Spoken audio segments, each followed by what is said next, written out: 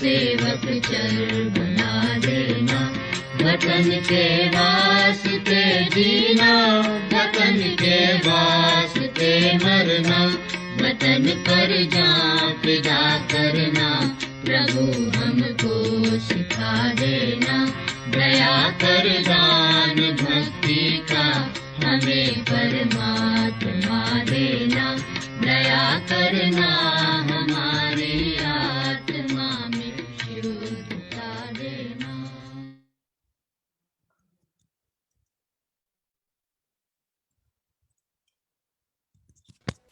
I take this opportunity to welcome you all for the third day of virtual training program.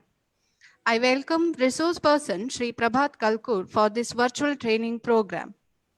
I hope once again this would be an enthusiastic one for all of us. This session is handed over to you, sir. Thank you, sir. Thank you.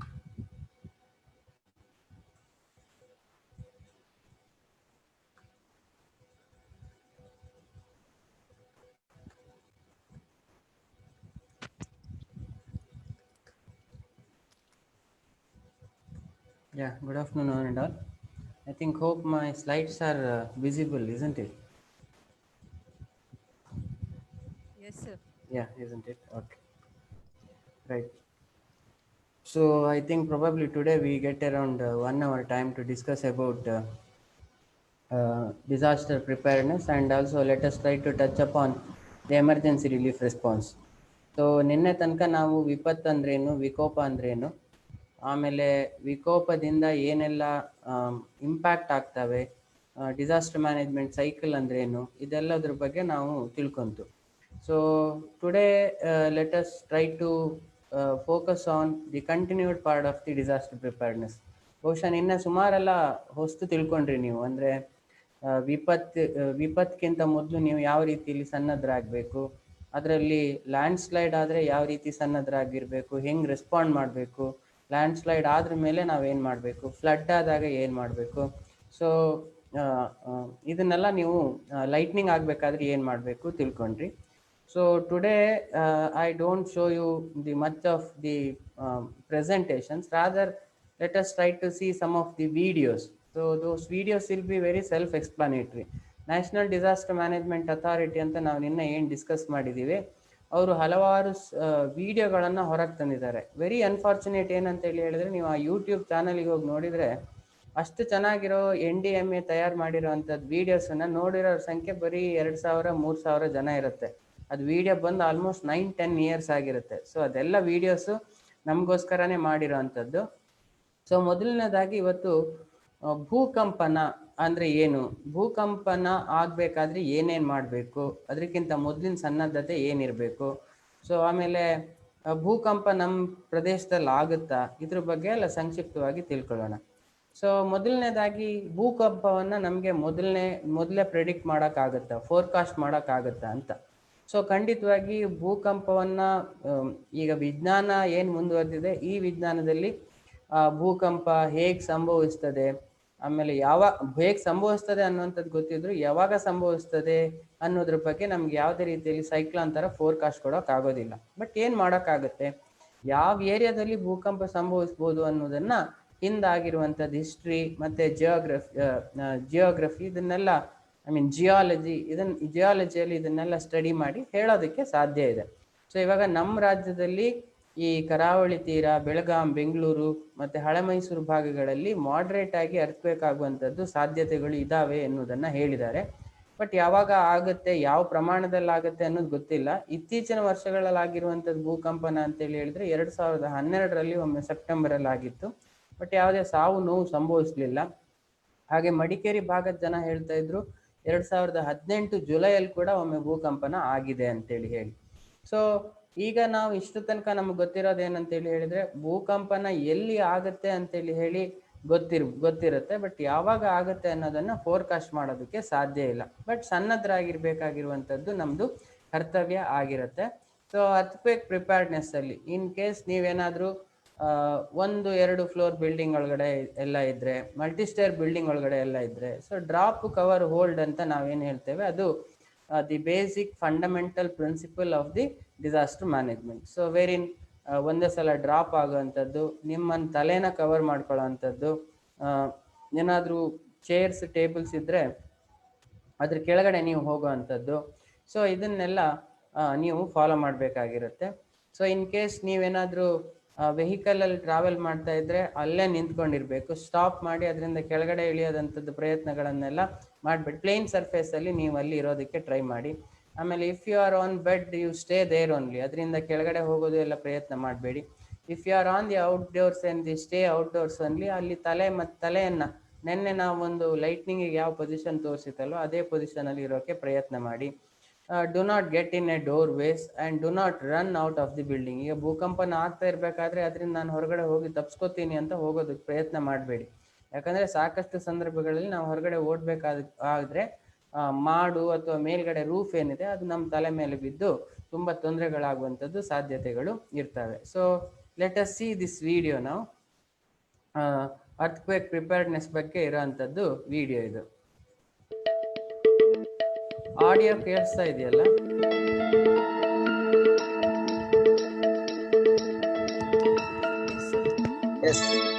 जन सहयोग जगाना है, सही जानकारी का उपयोग करें।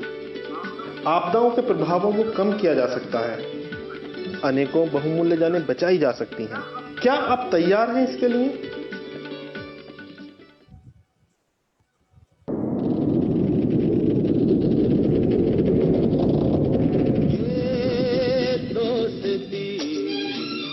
आज की सबसे बड़ी खबर, जम्मू कश्मीर में भूकंप की वजह से भारी नुकसान हुआ है। राहत कार्य जोरों पर है। लोगों को बचाने के लिए हर संभव कोशिश की जा रही है।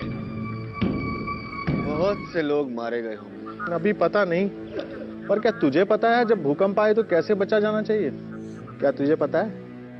हमारे जिले की आपदा प्रबंधन समिति की अधिकारी आज गांव में आई हुई हैं, उन्हें बुला ला। वही तुम लोगों को अच्छी तरह समझाएंगी कि कैसे भूकंप से बचा जाए। जी मुखिया जी, इन विपदाओं के बारे में उनको क्या मालूम है? अरे बेवकूफ, ये जिला आपदा अधिकारी ही तो इन प्राकृतिक विपदाओं से हमें बचाने के लिए जिला अधिकारी के साथ मिलकर काम करते हैं, समझा? नमस्कार जी। नमस्कार। रेखा जी, हमारे गांव के लोगों को पता नहीं है कि भूकंप से कैसे बचा जाए। चलिए मैं बताती हूँ। भूकंप के प्रभाव से बचने के लिए कुछ बातों को जानना बहुत जरूरी है। मैं आप लोगों को एक फिल्म दिखाती हूँ। फिल्म देखने के बाद मुझे बताइएगा कि आप लोगों को कितना समझ में आया। आइए। चलिए। भवन बनाते समय आपको अपने राज्य के नियमों के अनुसार भारतीय मानक ब्यूरो के मानदंडों का पालन करना चाहिए। और हाँ, जब भवन निर्माण के बारे में सोचें तो सबसे पहले रजिस्टर्ड इंजीनियर और आर्किटेक्ट से जरूर सलाह मशविरा कर लेना चाहिए, जिससे ये सुनिश्चित किया जा सके कि भवन के संरचनात्मक ढांचे में कोई कमी तो नहीं है। भूकंप आने पर सबसे पहले किसी मजबूत मेज या पलंग के नीचे घुस जाना चाहिए।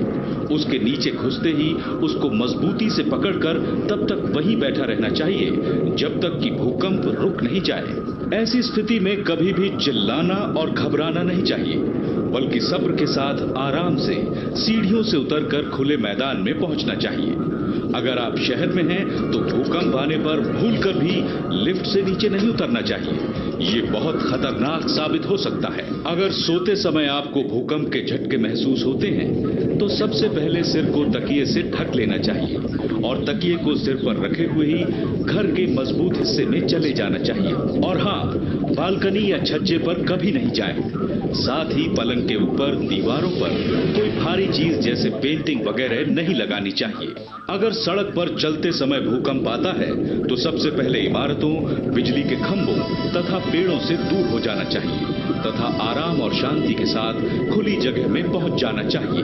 गाड़ी चलाते समय भूकंप आ जाए तो तुरंत ही गाड़ी को बगल में रोक लेना चाहिए, फिर उससे बाहर निकलकर एक सुरक्षित स्थान खोजना चाहिए। और हाँ, भूकंप रुकने के बाद कभी भी फ्लाईओवर और पुल पर नहीं चढ़ना चाहिए जब तक कि स्थानीय प्रशासन उनको सुरक्षित घोषित न कर दे। भूकंप रुकने के बाद इमारत का ध्यान पूर्वक निरीक्षण करके ये सुनिश्चित कर लेना चाहिए कि कहीं दरारें तो नहीं पड़ी हैं। तो अब आप लोगों की समझ में आया कि भूकंप जैसी गंभीर प्राकृतिक आपदा से कैसे बचा जाए। लगता तो है कि इनकी समझ में आ गया होगा।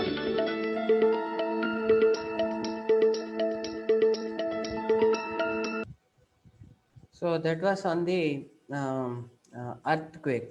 So very simple, drop cover hold ಅಂತೇಳಿ ಹೇಳಿ. ಅಂದರೆ ಏನಾದರೂ ಭೂಕಂಪ ಆಗ್ತಾ ಇದ್ರೆ ನೆಲಕ್ಕೆ ಉರುಳಿ, ಆಮೇಲೆ ನಿಮ್ಮ ತಲೆನ ಕವರ್ ಮಾಡ್ಕೊಳ್ಳಿ, ಆಮೇಲೆ ಯಾವುದಾದ್ರೂ ಚೇರ್ ಟೇಬಲ್ ಇದ್ರೆ ಅದ್ರ ಕೆಳಗಡೆ ಹೋಗಿ, ಅದು ಏನಿಲ್ಲ ಅಂತೇಳಿ ಹೇಳಿದ್ರು ಕೂಡ ತಲೆಯನ್ನು ಕವರ್ ಮಾಡ್ಕೊಳ್ಳಿ. ನಿಮ್ಮದು ಬ್ಯಾಗ್ ಇದ್ರೆ ಸ್ಕೂಲ್ ಬ್ಯಾಗ್ಸ್ ಅಂತ ತಲೆಯಲ್ಲಿ ಕವರ್ ಮಾಡ್ಕೊಳ್ಬೋದು. ಹಾಗೆ ಕವರ್ ಮಾಡಿಕೊಂಡು if possible, if there are chairs and tables are available, you get below the chairs and table and hold it properly till the earthquake gets end.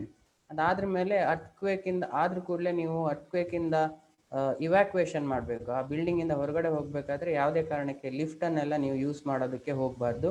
So stair ಕೇಸಲ್ಲೇ ಹೋಗಬೇಕು. But unfortunately ಏನಂತೇಳಿ ಹೇಳಿದ್ರೆ most of the times ಈ multi stair building ಅಲ್ಲಿ stair case ಇದ್ರೆ ಅಂದ್ರೆ ಮೆಟ್ಲುಗಳಿದ್ರೆ ಆ ಮೆಟ್ಲುಗಳಲ್ಲಿ ಏನಾಗಿರುತ್ತೆ ಅಂದ್ರೆ ಬ್ಲಾಕ್ ಆಗಿರುತ್ತೆ. ಪಾಟ್ ಇಟ್ಟಿರ್ತಾರೆ ಅಪಾರ್ಟ್ಮೆಂಟ್ಸ್ ಅಲ್ಲಿ, ಚಪ್ಪಲ್ ಸ್ಟ್ಯಾಂಡ್ ಇಟ್ಟಿರ್ತಾರೆ. ಸೊ ಯಾವಾಗಲೂ ಕೂಡ ಈ ಪ್ರಿಪೇರ್ಡ್ನೆಸ್ ಆಗಿ ಏನು ಮಾಡಬೇಕು ನೀವು ಅಂತೇಳಿ ಹೇಳಿದರೆ ಸ್ಟೇರ್ ಕೇಸನ್ನು ಕ್ಲೀನ್ ಆಗಿಡಬೇಕು. ಆಮೇಲೆ ನಿಮ್ಮಲ್ಲಿ ಪಬ್ಲಿಕ್ ಅಡ್ರೆಸ್ ಸಿಸ್ಟಮ್ ಅಂತೇಳಿ ಇರುತ್ತೆ. ಸೊ ಅದರಲ್ಲಿ ಅರ್ಥಕ್ವೇಕ್ ಆದಾಗ ನಿಮ್ಮ ಸೆಕ್ಯೂರಿಟಿಗೆ ಅಲರ್ಟ್ ಮಾಡೋದಕ್ಕೆ ಹೇಳಬೇಕು. ಆಮೇಲೆ ಮೋಸ್ಟ್ ಆಫ್ ದಿ ಟೈಮ್ಸ್ ಆ ಸ್ಟೇರ್ ಕೇಸಲ್ಲಿ ಕೆಳಗಡೆ ಇಳ್ಕೊಂಡು ಬರ್ತೀರಲ್ವ, ಕೆಳಗಡೆ ಇಳ್ಕೊಂಡು ಬಂದ್ರ ಮೇಲೆ ಅಲ್ಲೆಲ್ಲ ಓಲ್ಡ್ ಬೈಸಿಕಲ್ಸ್ ಆಮೇಲೆ ಓಲ್ಡ್ ವೆಹಿಕಲ್ಸನ್ನೆಲ್ಲ ಇಟ್ಟಿರ್ತಾರೆ. ದಟ್ ಈಸ್ ಆಲ್ಸೋ ನಾಟ್ ಅಡ್ವೊಕೇಟೇಬಲ್, ಅಲ್ಲಿ ಇಡಬಾರ್ದು. ಸೊ ಹೀಗೆಲ್ಲ ಕೆಲವೊಂದು ಪ್ರಿಕಾಷನರಿ ಮೆಜರ್ಸನ್ನು ನೀವು ತಗೊಳ್ಳೋದ್ರಿಂದ ಇದಾಗ್ಬೋದು. ಮತ್ತು ಇನ್ನೊಂದು, ಮೋಸ್ಟ್ ಆಫ್ ದಿ ಟೈಮ್ಸ್ ನೀವು ಸ್ಕೂಲಲ್ಲಿದ್ದರೆ ಅಥವಾ ಏನಾದರೂ ಮ್ಯಾರೇಜ್ ಹಾಲಲ್ಲಿದ್ದರೆ ಅಥವಾ ಫಿಲ್ಮ್ ಥಿಯೇಟ್ರಲ್ಲೆಲ್ಲ ಇದ್ದರೆ ಭೂಕಂಪ ಆದಾಗ ಏನು ಮಾಡಬೇಕು ಅಂತ. ಸೊ ಅಂಥ ಸಂದರ್ಭಗಳಲ್ಲಿ ನಾವೇನು ಮಾಡ್ತೀವಿ ಅಂತೇಳಿ ಹೇಳಿದರೆ ಅಲ್ಲಿ ಎಮರ್ಜೆನ್ಸಿ ಎಕ್ಸಿಟ್ ಅಂತ ಒಂದು ಬೋರ್ಡ್ ಇರುತ್ತೆ. ಎಕ್ಸಿಟ್ ಅಂತ ರೆಡ್ ಕಲರಲ್ಲಿ ಬರೆದಿರ್ತಾರೆ.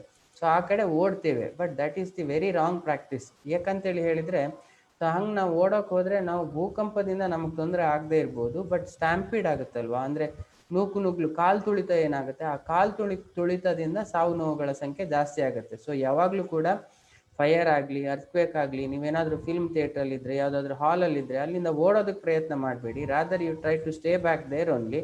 ಸೊ ಆಗ ಏನಾಗುತ್ತೆ ಅಂತೇಳಿ ಹೇಳಿದ್ರೆ ಈ ಕಾಲು ತುಳಿತದಿಂದ ಸಾಯುವುದನ್ನು ಕಡಿಮೆ ಮಾಡ್ಬೋದು. ಬಟ್ ಹಿಸ್ಟ್ರಿ ಏನು ಹೇಳುತ್ತೆ ಅಂತೇಳಿ ಹೇಳಿದರೆ ಇಷ್ಟು ತನಕ ಇಂಥ ಕಡೆಯಲ್ಲೆಲ್ಲ ಏನಾದರೂ ಭೂಕಂಪ ಅಗ್ನಿ ಆಕಸ್ಮಿಕ ಆದರೆ ಅಗ್ನಿ ಆಕಸ್ಮಿಕ ಭೂಕಂಪಕ್ಕಿಂತ ಸತ್ತವರ ಸಂಖ್ಯೆಗಿಂತ ಜಾಸ್ತಿ ಕಾಲು ತುಳಿತದಿಂದ ಸಾಯುವವರ ಸಂಖ್ಯೆ ಜಾಸ್ತಿ ಇರುತ್ತೆ. I mean this is A brief ಇದು ಏನು content about the earthquake preparedness. Now let us see in case of cyclone. Cyclone ಇವಾಗ ಮೊದಲು ಹೇಳ್ತಾ ಇತ್ತು ಬಂಗಾಳಕೊಲ್ಲಿ ಹಿಂದೂ ಮಹಾಸಾಗರದಲ್ಲಿ ಮಾತ್ರ ಬರುತ್ತೆ ಅಂತ. ಇತ್ತೀಚಿನ ಅಲರ್ಟ್ಗಳನ್ನು ನೋಡಿದರೆ ಕೋಸ್ಟಲ್ ಬೆಲ್ಟಲ್ಲಿ ಕೂಡ ಸೈಕ್ಲಾನ್ ಬರೋವಂಥದ್ದು ಪಾಸಿಬಿಲಿಟೀಸು ಇದ್ದಾವೆ.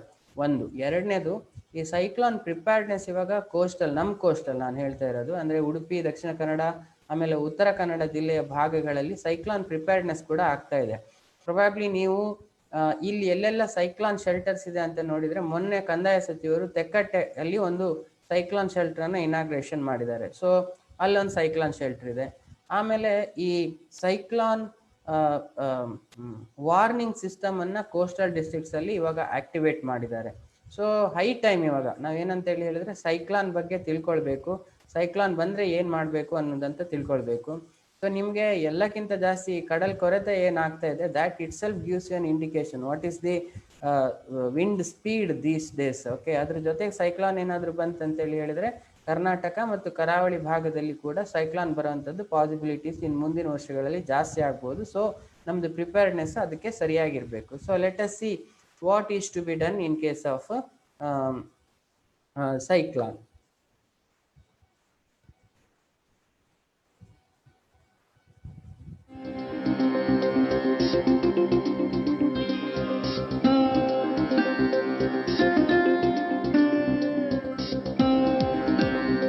जन सहयोग जगाना है, सही जानकारी का उपयोग करें।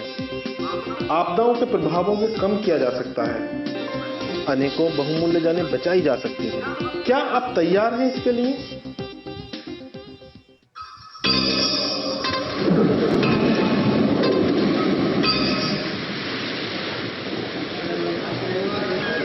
क्या जी, आज जिला आपदा प्रबंधन समिति के अधिकारी कब आएंगे? पता नहीं, पर आएंगे जरूर। तब तक मैं आप लोगों को एक और आपदा के बारे में बताता हूँ जिसे हम भवंडर कहते हैं। ठीक है मुखिया जी। चलो आज हम सब भवंडर से बचने के तरीकों के बारे में जानेंगे। अच्छा कालू, तू ही बता, भवंडर आने का सबसे ज्यादा डर कहाँ है? मैं बताऊं ताऊ जी? हाँ बता बेटी। सबसे ज्यादा डर समुद्री इलाकों में रहता है, जैसे उड़ीसा में आया था। ये तो मैंने स्कूल में पढ़ा है। ये तो बहुत अच्छी बात है, बहुत अच्छा जानती है तू इसके बारे में। और क्या मालूम तुझे? अरे राजकुमार अंकल आ गए। नमस्ते साहब।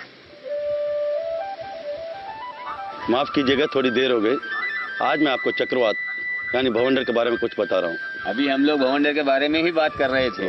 भवंडर आने से पहले आसमान में अंधेरा छा जाता है, तेज हवाओं के साथ जोर की बारिश गिरती है और बिजली भी चमकती है और कुछ हल्की फुल्की चीजें भी हवा में उड़ने लगती है।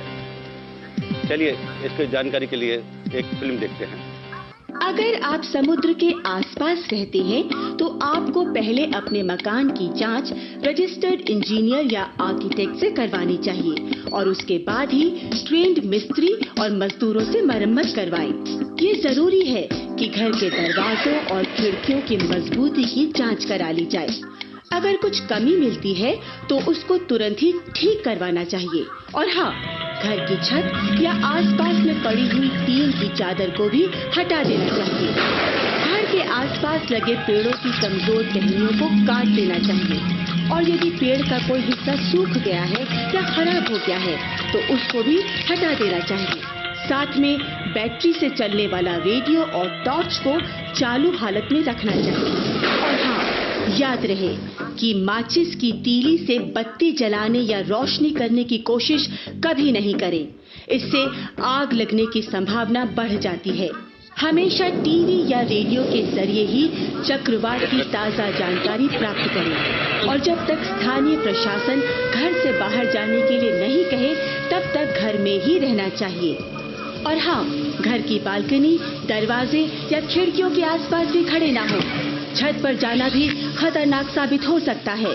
अगर आप समुद्र के आसपास रहते हैं तो बवंडर से बचने के लिए किसी सुरक्षित स्थान को पहले से ही चुन लेना चाहिए। ऐसी हालत में कभी भी घबराना नहीं चाहिए और शांति के साथ सुरक्षित स्थान पर जल्दी से पहुंचना चाहिए। मछुआरे को चक्रवात की जानकारी मिलते ही तुरंत अपने घर की ओर वापस चले जाना चाहिए और अपनी नावों को सुरक्षित स्थान पर कसकर बांध देना चाहिए। जब तक स्थानीय प्रशासन नहीं कहे तब तक समुद्र में नहीं जाएं। अगर आप घर से बाहर हैं तो पेड़, बिजली के खंभे और कमजोर इमारत के आसपास कभी खड़े ना हो। चक्रवात के बाद बाढ़ आने का खतरा रहता है, इसलिए नदी और ऐसी जगहों से दूर रहे जहां बाढ़ आने का खतरा हो। अब भवंडर के बारे में कुछ पता चला? पता तो चला मुखिया जी, लेकिन एक साथ पूरे गांव में इसकी चेतावनी का पता कैसे चलेगा? हाँ, ये सही बात पूछी। ढोल बजाकर, घंटी बजाकर, लाउड स्पीकर में इसकी चेतावनी दे सकते हैं। चेतावनी मिलते ही हमें अपनी सुरक्षित जगहों में चले जाना चाहिए। अरे सर जी, ये तो बड़ी अच्छी जानकारी दी आपने। अगर मैं कहीं ऐसी जगह फंस गया तो सबसे पहले बिल्डिंग में जाकर अपनी जान बचाऊंगा। बिल्कुल ठीक समझे।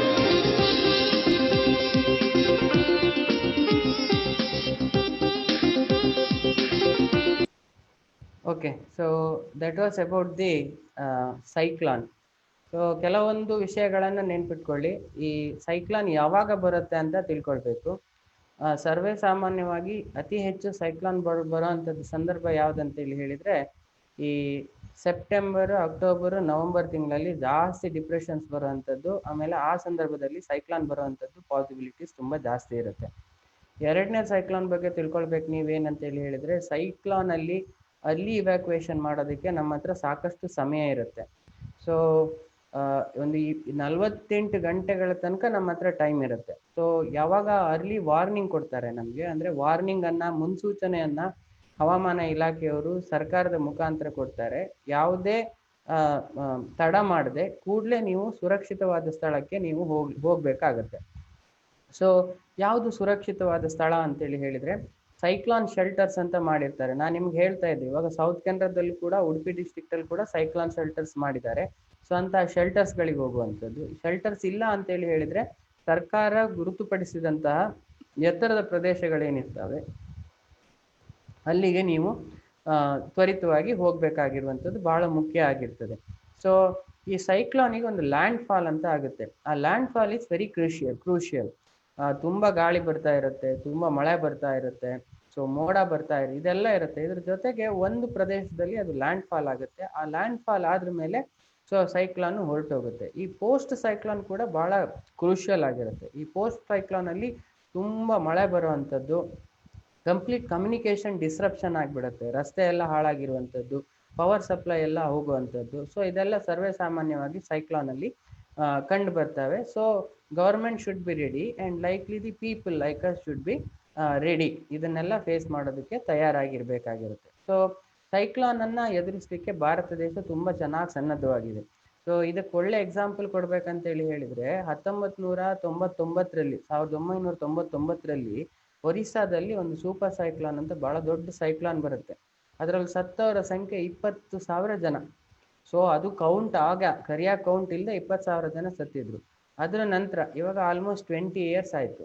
ಸೊ ಈಗ ಈ ಒರಿಸ್ಸಾ ಇರ್ಬೋದು, ಆಂಧ್ರ ಪ್ರದೇಶ ಇರ್ಬೋದು, ತಮಿಳ್ನಾಡು ಇರ್ಬೋದು, ಇದೆಲ್ಲ ಭಾಗಗಳಲ್ಲಿ ಸೈಕ್ಲಾನನ್ನು ಎದುರಿಸಲಿಕ್ಕೆ ತುಂಬ ಸನ್ನದ್ಧವಾಗಿದೆ. ಪ್ರತಿ ವರ್ಷ ಮಿನಿಮಮ್ 2 ಸೈಕ್ಲಾನು, 2ರಿಂದ 3 ಸೈಕ್ಲಾನು ಆಂಧ್ರ ಪ್ರದೇಶದ ಕರಾವಳಿ ಭಾಗ, ಒರಿಸ್ಸಾದ ಕರಾವಳಿ ಭಾಗ, ಹಾಗೆ ಚೆನ್ನೈ ಕರಾವಳಿ ಭಾಗಕ್ಕೆ ಬರುತ್ತೆ.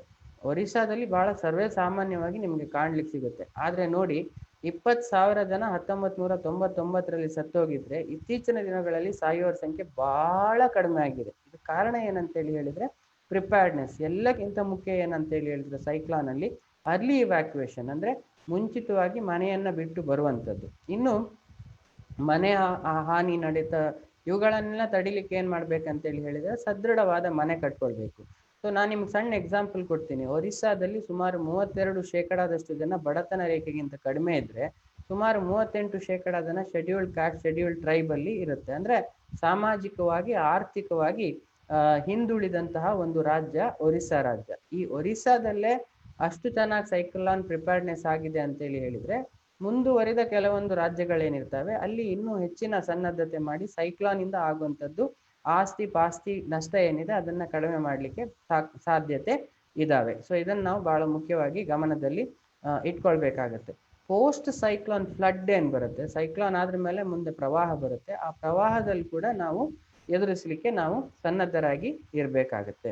So that was about the cyclone preparedness. ಸಂಕ್ಷಿಪ್ತವಾಗಿ ಇನ್ನೂ ಹೆಚ್ಚಿದನ್ನು ಬಹುಶಃ ನೀವು ಡಿಟೇಲ್ಡ್ ಆಗಿ 5 ದಿನ ಎಲ್ಲ ಕ್ಲಾಸ್ ಇದ್ದರೆ ಅವಾಗೆಲ್ಲ ನಾವು ತಿಳ್ಕೊಳ್ಬೋದು. So next very important disaster what we had seen, we heard about was the tsunami. 2004ರಲ್ಲಿ ಎಷ್ಟು ಜನ ಸತ್ರ ಅನ್ನುವಂಥ ಸರಿಯಾದ ಲೆಕ್ಕವೇ ನಮ್ಮ ಹತ್ರ ಇಲ್ಲ.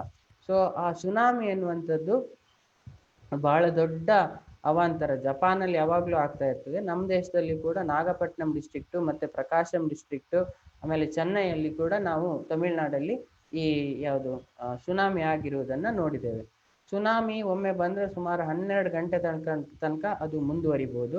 ಆಮೇಲೆ each wave can be separated by an hour or hour. ಒಂದ್ಸಲ ಬಂದರೆ ಮುಗಿತಂತಿಲ್ಲ, ಇನ್ನೂ ಜಾಸ್ತಿ ಇನ್ನೊಮ್ಮೆ ಆ ತೆರೆ ಬರ್ಬೋದು, ಮತ್ತೊಮ್ಮೆ ಬರ್ಬೋದು.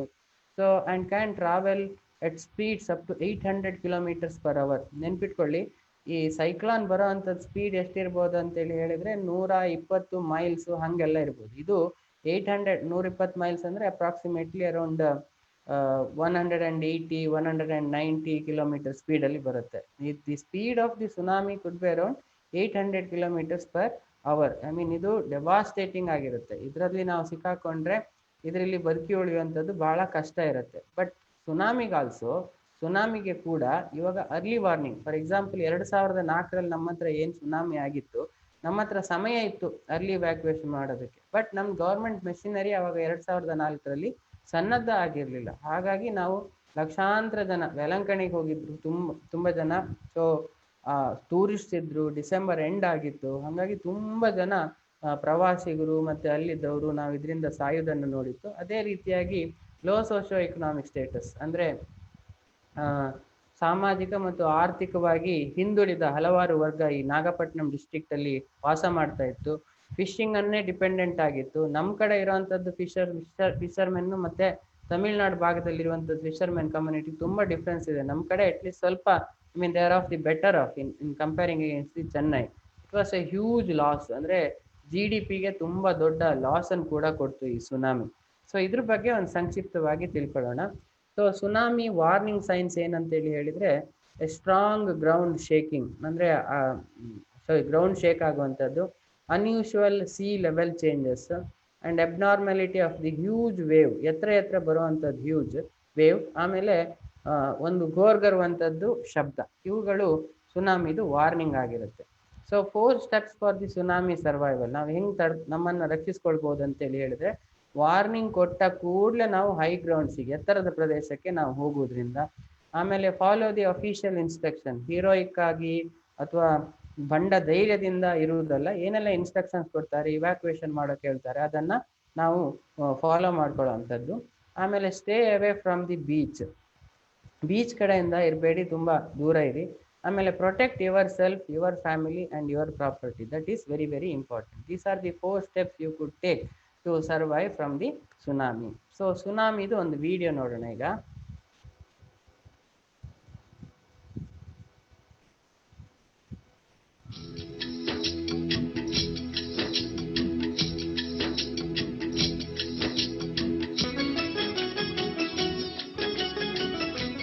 जन सहयोग जगाना है, सही जानकारी का उपयोग करें।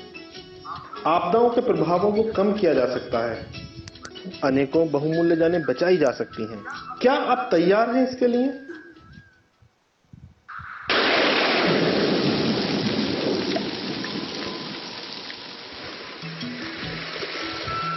नमस्ते बहन जी। नमस्ते। बहन जी, आज आपने इन सब लोगों को यहाँ बुलाया है, क्या कोई खास बात है? आज शहर से जिला आपदा प्रबंधन समिति के कुछ लोग आए हैं। वो सुनामी से बचने के लिए बहुत ही जरूरी बात बताने आए हैं। नमस्ते। ये बासु जी हैं, ये हमको बताएंगे सुनामी से कैसे बचा जाए। देखो, जब भूकंप आता है तो तबाही साथ में लेकर आता है। यही भूकंप अगर समुद्र के अंदर आ जाए तो ये सुनामी नाम की आपदा को जन्म देता है। सुनामी में समुद्र का पानी कई किलोमीटर नीचे चला जाता है। उसके तुरंत बाद ये पानी कई फीट ऊंची लहरें बनकर वापस आता है और ये ऊंची लहरें किनारों के आसपास की सारी चीजों को अपने में समा लेती हैं। उनसे कैसे बचा जाए? सुनामी से बचने की बात आप लोगों के लिए ज्यादा जरूरी है, क्योंकि आप लोग समुद्र के आसपास काम करते हैं। यही तो आपकी रोजी रोटी है। और हाँ, उन लोगों के लिए भी जरूरी है जो यहाँ घूमने आते हैं। चलो आप सबको एक फिल्म दिखाता हूँ। समुद्र देखने में कितना सुहावना और मनमोहक लगता है। लोग उसके किनारे बैठकर अपने तनाव को भूल जाते हैं। लेकिन जब समुद्र की यही लहरें सुनामी की समय ऊंची और बड़ी हो जाती हैं, तब ये यमराज बन जाती हैं। इनसे बचने के लिए सुनामी के चेतावनी संकेतों की जानकारी जरूरी है। अगर समुद्र के किनारे अचानक ही पानी एकदम कम हो जाए या ज्यादा हो जाए तो तुरंत समझ लेना चाहिए कि ये सुनामी के आने का संकेत है। और हाँ, जो लोग समुद्री किनारे रहते हैं, अगर उन्हें भूकंप के झटके महसूस होते हैं, तब भी इन लोगों को ये समझ लेना चाहिए कि सुनामी आने वाली है। ऐसे हालात से निपटने के लिए आपको जीवन रक्षक किट पहले से तैयार रखनी चाहिए और सुनामी की चेतावनी मिलते ही उसे साथ लेकर सुरक्षित जगह पर पहुंच जाएं। जैसे ही जिला प्रशासन आपको सुनामी आने की चेतावनी देता है, वैसे ही आपको समुद्र तट से ऊंची जमीन की ओर तेजी से चल देना चाहिए और तब तक वहां रुके रहना चाहिए जब तक कि स्थानीय प्रशासन घरों में वापस जाने के लिए न कहे। ऐसे हालात में सुनामी को देखने के लिए कभी भी समुद्र तट पर नहीं जाना चाहिए, बल्कि उससे दूर ही रहना चाहिए। रेडियो और टीवी पर समाचारों के जरिए आपात स्थिति के बारे में सही और जरूरी जानकारी इकट्ठा करें। सुनामी के बाद घरों में तभी वापस जाना चाहिए जब स्थानीय प्रशासन वापस जाने की अनुमति दे और घर में घुसने से पहले ये जांच परख लेना चाहिए कि कहीं कोई दरार तो नहीं आई है, बिजली के तार और मीटर सब ठीक तरह से काम कर रहे हैं या नहीं तो बिना देखे इन्हें इस्तेमाल करने से बड़ी दुर्घटना होने की संभावना रहती है। जब भी आप इमारत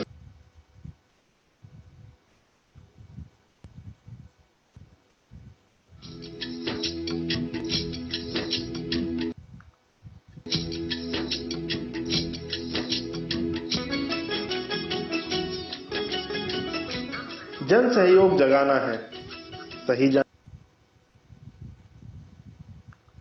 जानकारी का उपयोग करें। आपदाओं के प्रभावों को कम किया जा सकता है, अनेकों बहुमूल्य जानें बचाई जा सकती हैं। क्या आप तैयार हैं इसके लिए?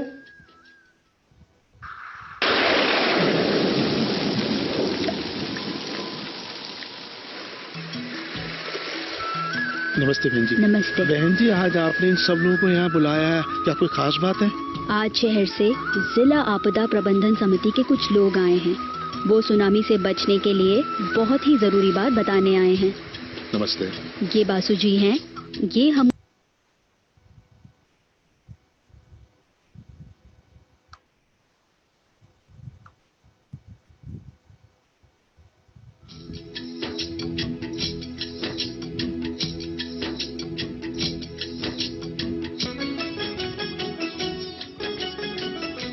जन सहयोग जगाना है, सही जानकारी का उपयोग करें। आपदाओं के प्रभावों को कम किया जा सकता है, अनेकों बहुमूल्य जानें बचाई जा सकती हैं। क्या आप तैयार हैं इसके लिए?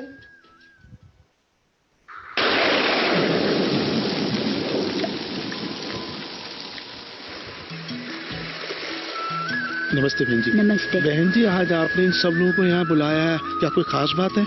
आज शहर से जिला आपदा प्रबंधन समिति के कुछ लोग आए हैं। वो सुनामी से बचने के लिए बहुत ही जरूरी बात बताने आए हैं। नमस्ते। ये बासु जी हैं। ये हमको बताएंगे सुनामी से कैसे बचा जाए। देखो, जब भूकंप आता है तो तबाही साथ में लेकर आता है। यही भूकंप अगर समुद्र के अंदर आ जाए तो ये सुनामी नाम की आपदा को जन्म देता है। सुनामी में समुद्र का पानी कई किलोमीटर नीचे चला जाता है। उसके तुरंत बाद ये पानी कई फीट ऊंची लहरें बनकर वापस आता है और ये ऊंची लहरें किनारों के आसपास की सारी चीजों को अपने में समा लेती हैं। उनसे कैसे बचा जाए? सुनामी से बचने की बात आप लोगों के लिए ज्यादा जरूरी है, क्योंकि आप लोग समुद्र के आसपास काम करते हैं। यही तो आपकी रोजी रोटी है। और हाँ, उन लोगों के लिए भी जरूरी है जो यहाँ घूमने आते हैं। चलो आप सबको एक फिल्म दिखाता हूँ। समुद्र देखने में कितना सुहावना और मनमोहक लगता है। लोग उसके किनारे बैठकर अपने तनाव को भूल जाते हैं। लेकिन जब समुद्र की यही लहरें सुनामी की समय ऊंची और बड़ी हो जाती हैं, तब ये यमराज बन जाती हैं। इनसे बचने के लिए सुनामी के चेतावनी संकेतों की जानकारी जरूरी है। अगर समुद्र के किनारे अचानक ही पानी एकदम कम हो जाए या ज्यादा हो जाए तो तुरंत समझ लेना चाहिए कि ये सुनामी के आने का संकेत है। और हाँ, जो लोग समुद्री किनारे रहते हैं, अगर उन्हें भूकंप के झटके महसूस होते हैं, तब भी इन लोगों को ये समझ लेना चाहिए कि सुनामी आने वाली है। ऐसे हालात से निपटने के लिए आपको जीवन रक्षक किट पहले से तैयार रखनी चाहिए और सुनामी की चेतावनी मिलते ही उसे साथ लेकर सुरक्षित जगह पर पहुंच जाएं। जैसे ही जिला प्रशासन आपको सुनामी आने की चेतावनी देता है, वैसे ही आपको समुद्र तट से ऊंची जमीन की ओर तेजी से चल देना चाहिए और तब तक वहां रुके रहना चाहिए जब तक कि स्थानीय प्रशासन घरों में वापस जाने के लिए न कहे। ऐसे हालात में सुनामी को देखने के लिए कभी भी समुद्र तट पर नहीं जाना चाहिए, बल्कि उससे दूर ही रहना चाहिए। रेडियो और टीवी पर समाचारों के जरिए आपात स्थिति के बारे में सही और जरूरी जानकारी इकट्ठा करें। सुनामी के बाद घरों में तभी वापस जाना चाहिए जब स्थानीय प्रशासन वापस जाने की अनुमति दे और घर में घुसने से पहले ये जांच परख लेना चाहिए कि कहीं कोई दरार तो नहीं आई है, बिजली के तार और मीटर सब ठीक तरह से काम कर रहे हैं या नहीं तो बिना देखे इन्हें इस्तेमाल करने से बड़ी दुर्घटना होने की संभावना रहती है। जब भी आप इमारत बनवा रहे हों या उसकी मरम्मत करा रहे हों, तब हमेशा रजिस्टर्ड इंजीनियर और आर्किटेक्ट से सलाह जरूर लें, जिससे कि निर्माण कार्य में कोई खामी न रहे। सर जी, सचमुच ये तो बहुत खतरनाक है। मुझे तो समझ में आ गया है। आप तो समझ गए ना? ಸ್ವಲ್ಪ ವಿಡಿಯೋ ಪ್ರಾಬ್ಲಮ್ ಇತ್ತು. ಸೊ ಸುನಾಮಿಲಿ ನೆನ್ಪಿಟ್ಕೊಳ್ಳಿ, ಒಂದು ಏನಂತೇಳಿ ಹೇಳಿದರೆ, ಸೊ ಅಲ್ಲಿದ್ದರೆ ನಾವು ಬದುಕುಳಿಯೋದು ಭಾಳ ಕಷ್ಟ. ಸೊ ಪ್ರಿಪೇರ್ಡ್ನೆಸ್, ಅರ್ಲಿ ವಾರ್ನಿಂಗ್ ಕೊಡೋ ಅಂಥದ್ದು, ಅರ್ಲಿ ಇವ್ಯಾಕ್ಯುಯೇಷನ್ ಮಾಡೋ ಅಂಥದ್ದು ಜನರ ಸಾವು ನೋವನ್ನು ಕಡಿಮೆ ಮಾಡಲಿಕ್ಕೆ ಸಾಧ್ಯ ಆಗುತ್ತೆ. ಸೊ ಎಲ್ಲ ಡಿಸಾಸ್ಟರ್ನ ನಮ್ಗೆ ಇವಾಗ ಡಿಸ್ಕಸ್ ಮಾಡೋಷ್ಟು ನಮ್ಮ ಹತ್ರ ಟೈಮ್ ಇಲ್ಲ. ಬಟ್ ಕೆಲವೊಂದು ಮಾಡದೇ ಇರೋವಂಥದ್ದು, ಇವಾಗ ಹೀಟ್ ವೇವ್ಸ್ ಏನಿದೆ, ಇದು ನಾರ್ತ್ ಕರ್ನಾಟಕ ಭಾಗದಲ್ಲಿ ತುಂಬ ಜಾಸ್ತಿ ನಮ್ಮ ರಾಜ್ಯದಲ್ಲಿ. ಸೊ ಅಲ್ಲಿ ಏನಂತೇಳಿ ಹೇಳಿದ್ರೆ ಹ್ಯೂಮಿಡಿಟಿ ಕಡಿಮೆ ಇರುತ್ತೆ, ಟೆಂಪರೇಚರ್ 38-39 ಡಿಗ್ರಿ ಎಲ್ಲ ಇರುತ್ತೆ. ಸೊ ಅದರಿಂದ ತುಂಬ ಜನ ಸಾಯುವವರು ಕೂಡ ಇರ್ತಾರೆ. ಸೊ ಈ ಹೀಟ್ ವೇವ್ ಬಂದರೆ ಇದನ್ನು ನಾವು ಯಾವ ರೀತಿಲಿ ಪ್ರಿಪೇರ್ಡ್ನೆಸ್ ಇರಬೇಕು ಅನ್ನೋದನ್ನ ಈ ವಿಡಿಯೋದಲ್ಲಿ ನೋಡೋಣ. Extreme heat waves are responsible for thousands of deaths in India. Climate change, urbanization, increased use of fossil fuel and depleting green cover are also responsible and will result in worse heat waves in the future. Heat waves are stealthy and dangerous. Most people are unaware that they can have a serious consequence like death. Heat affects the elderly, the sick, pregnant women, children, outdoor workers, the homeless and slum dwellers more prominently, but can affect anyone. So prevention is better than cure. If unwell due to heat, go to the health center or doctor immediately. So ಇನ್ನೊಂದು video ನೋಡೋಣ. It is our tradition to change food habits according to the weather. Light and healthy food ensures good health and nutrition during the hottest months. High water content, seasonal fruits and vegetables keep you cool and hydrated. Traditional remedies like onion salad and raw mango with salt and cumin can prevent heat stroke. Drink fluids with electrolytes like ORS, coconut water, lemon juice, buttermilk, aam panna, moong water, etc. Avoid alcohol, tea, coffee and soft drinks. Avoid excessive salt, spices, oily and high-protein food. Do not eat stale food. Non-vegetarians can eat lightly grilled meat instead of fried or red meat. Eat well, stay healthy, stay safe. Issued in public interest by NDMA and IIPHG. So heat wave ಅಲ್ಲಿ ಬಹಳ ಮುಖ್ಯ ಏನು ಆಹಾರ ತಿನ್ಬೇಕಂತ ಹೇಳಿದ್ರೆ first of all dehydration ಮಾಡ್ಕೋಬೇಕು. ಆದಷ್ಟು ನೀರಿನ ಪ್ರಮಾಣ ಜಾಸ್ತಿ ಕುಡಿಬೇಕು. ಈ ಫ್ಲೇವರ್ಡ್ ಮಿಲ್ಕು ಅದನ್ನೆಲ್ಲ ತಿನ್ನೋದನ್ನ ಕಡಿಮೆ ಮಾಡಿ ನೀರು, ಜ್ಯೂಸಸ್, ಫ್ರೆಶ್ ಜ್ಯೂಸು, ಆಮೇಲೆ ಫ್ರೂಟ್ಸ್, ನೀರಿರೋವಂಥದ್ದು ಜಾಸ್ತಿ ಇರೋವಂಥದ್ದು ಫ್ರೂಟ್ಸು, ಅವುಗಳನ್ನೆಲ್ಲ ತಗೊಂಡು ಹೈಡ್ರೇಷನ್ ಮಾಡ್ಕೋಬೇಕು. ಇಲ್ಲ ಅಂತೇಳಿ ಹೇಳಿದ್ರೆ ಸೀವಿಯರ್ ಹೆಲ್ತ್ ಪ್ರಾಬ್ಲಮ್ಸ್ ಎಲ್ಲ ಬರುತ್ತೆ. ಸೀವಿಯರ್ ಕ್ರ್ಯಾಂಪ್ಸ್ ಬರೋ ಅಂಥದ್ದೆಲ್ಲ ಇರ್ಬೋದು. ಐ ಮೀನ್ ಅದು ಕೆಲವು ಸಲ ಕಂಡೀಷನ್ ಟ್ರಿಗರ್ ಆಗಿರುತ್ತೆ. ಸೊ ಅಂತ ಲೈಟ್ ಫುಡ್ ಮತ್ತೆ ಹೈಡ್ರೇಷನ್ ಇದನ್ನ ಜಾಸ್ತಿ ತಗೋಬೇಕು. ಸೊ ನೆಕ್ಸ್ಟ್ ಇನ್ನೊಂದು ವಿಡಿಯೋ ಹೀಟ್ ವೇವ್ಸ್ ಮೇಲೆ. With summer temperatures exceeding 40 degrees Celsius, cooler homes is a matter of survival, not just comfort.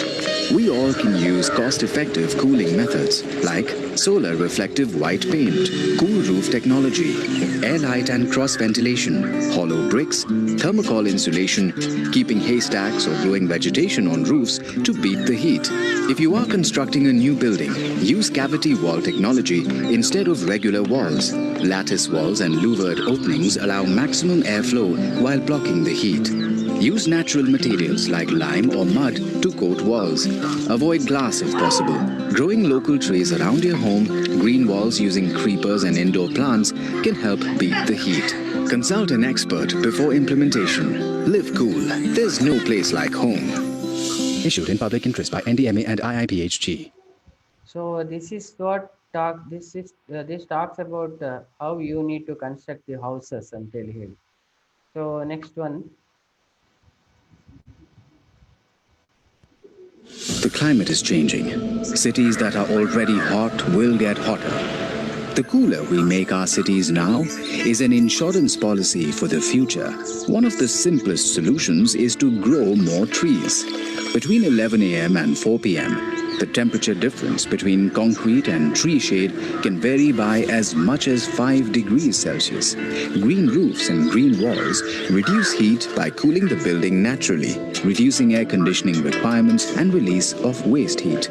Maintaining AC temperature 24 degrees or higher is good for the environment, cuts electricity bills, and keeps your health better. Using energy-efficient appliances, clean fuel and alternative energy sources, public transport and carpooling, reducing waste and recycling can help reduce global warming and heat. Go green, live cooler. Issued in public interest by NDMA and IIPHG. So take home message ಏನಂತೇಳಿ ಹೇಳಿದ್ರೆ ಆದಷ್ಟು vegetations, ಆದಷ್ಟು plantations ಅದನ್ನೆಲ್ಲ ಮಾಡೋದ್ರಿಂದ so heat waves ಅನ್ನ you could prevent and also heat wave ಸಂದರ್ಭದಲ್ಲಿ ಅದನ್ನ ಚೆನ್ನಾಗಿ ಕೋಪ್ ಮಾಡೋದಕ್ಕೆ ಸಾಧ್ಯ ಆಗುತ್ತೆ. So those are all the few of the natural disasters or the hazards how your preparedness should be ಅನ್ನೋದ್ರ ಬಗ್ಗೆ ತಿಳ್ಕೊಂಡ್ವಿ. ಸೊ ಇನ್ನೂ ತುಂಬಾ ಇದೆ, ಅವಲಾಂಚೆ ಇರ್ಬೋದು, ಇಲ್ಲ ಅಂತೇಳಿ ಹೇಳಿದ್ರೆ ಕೋಲ್ಡ್ ವೇವ್ಸ್ ಬಗ್ಗೆ ನಾವು ಮಾತಾಡ್ಲಿಲ್ಲ. So there are many other things also we did not discuss about. Probably if there are any in detailed training sessions, let us discuss about. If not, I mean, it's a kind of enlightening class for you, so that you could go through the materials related to the disaster. So probably at this context you have reached, ಅಂದ್ರೆ ಈ ಸಂದರ್ಭದಲ್ಲಿ ನೀವೀಗ ಒಂದು ಅರ್ಥ ಮಾಡ್ಕೊಂಡಿರ್ಬೋದು ಏನಂತ ಹೇಳಿದ್ರೆ ವಿಪತ್ತು ನಿರ್ವಹಣೆ ಅಂದ್ರೆ ಬರೀ ವಿಪತ್ತಾದ್ರೂ ಕೂಡಲೇ ಹೋಗಿ ಸ್ಪಂದನೆ ಮಾಡೋ ಅಂಥದ್ದಲ್ಲ.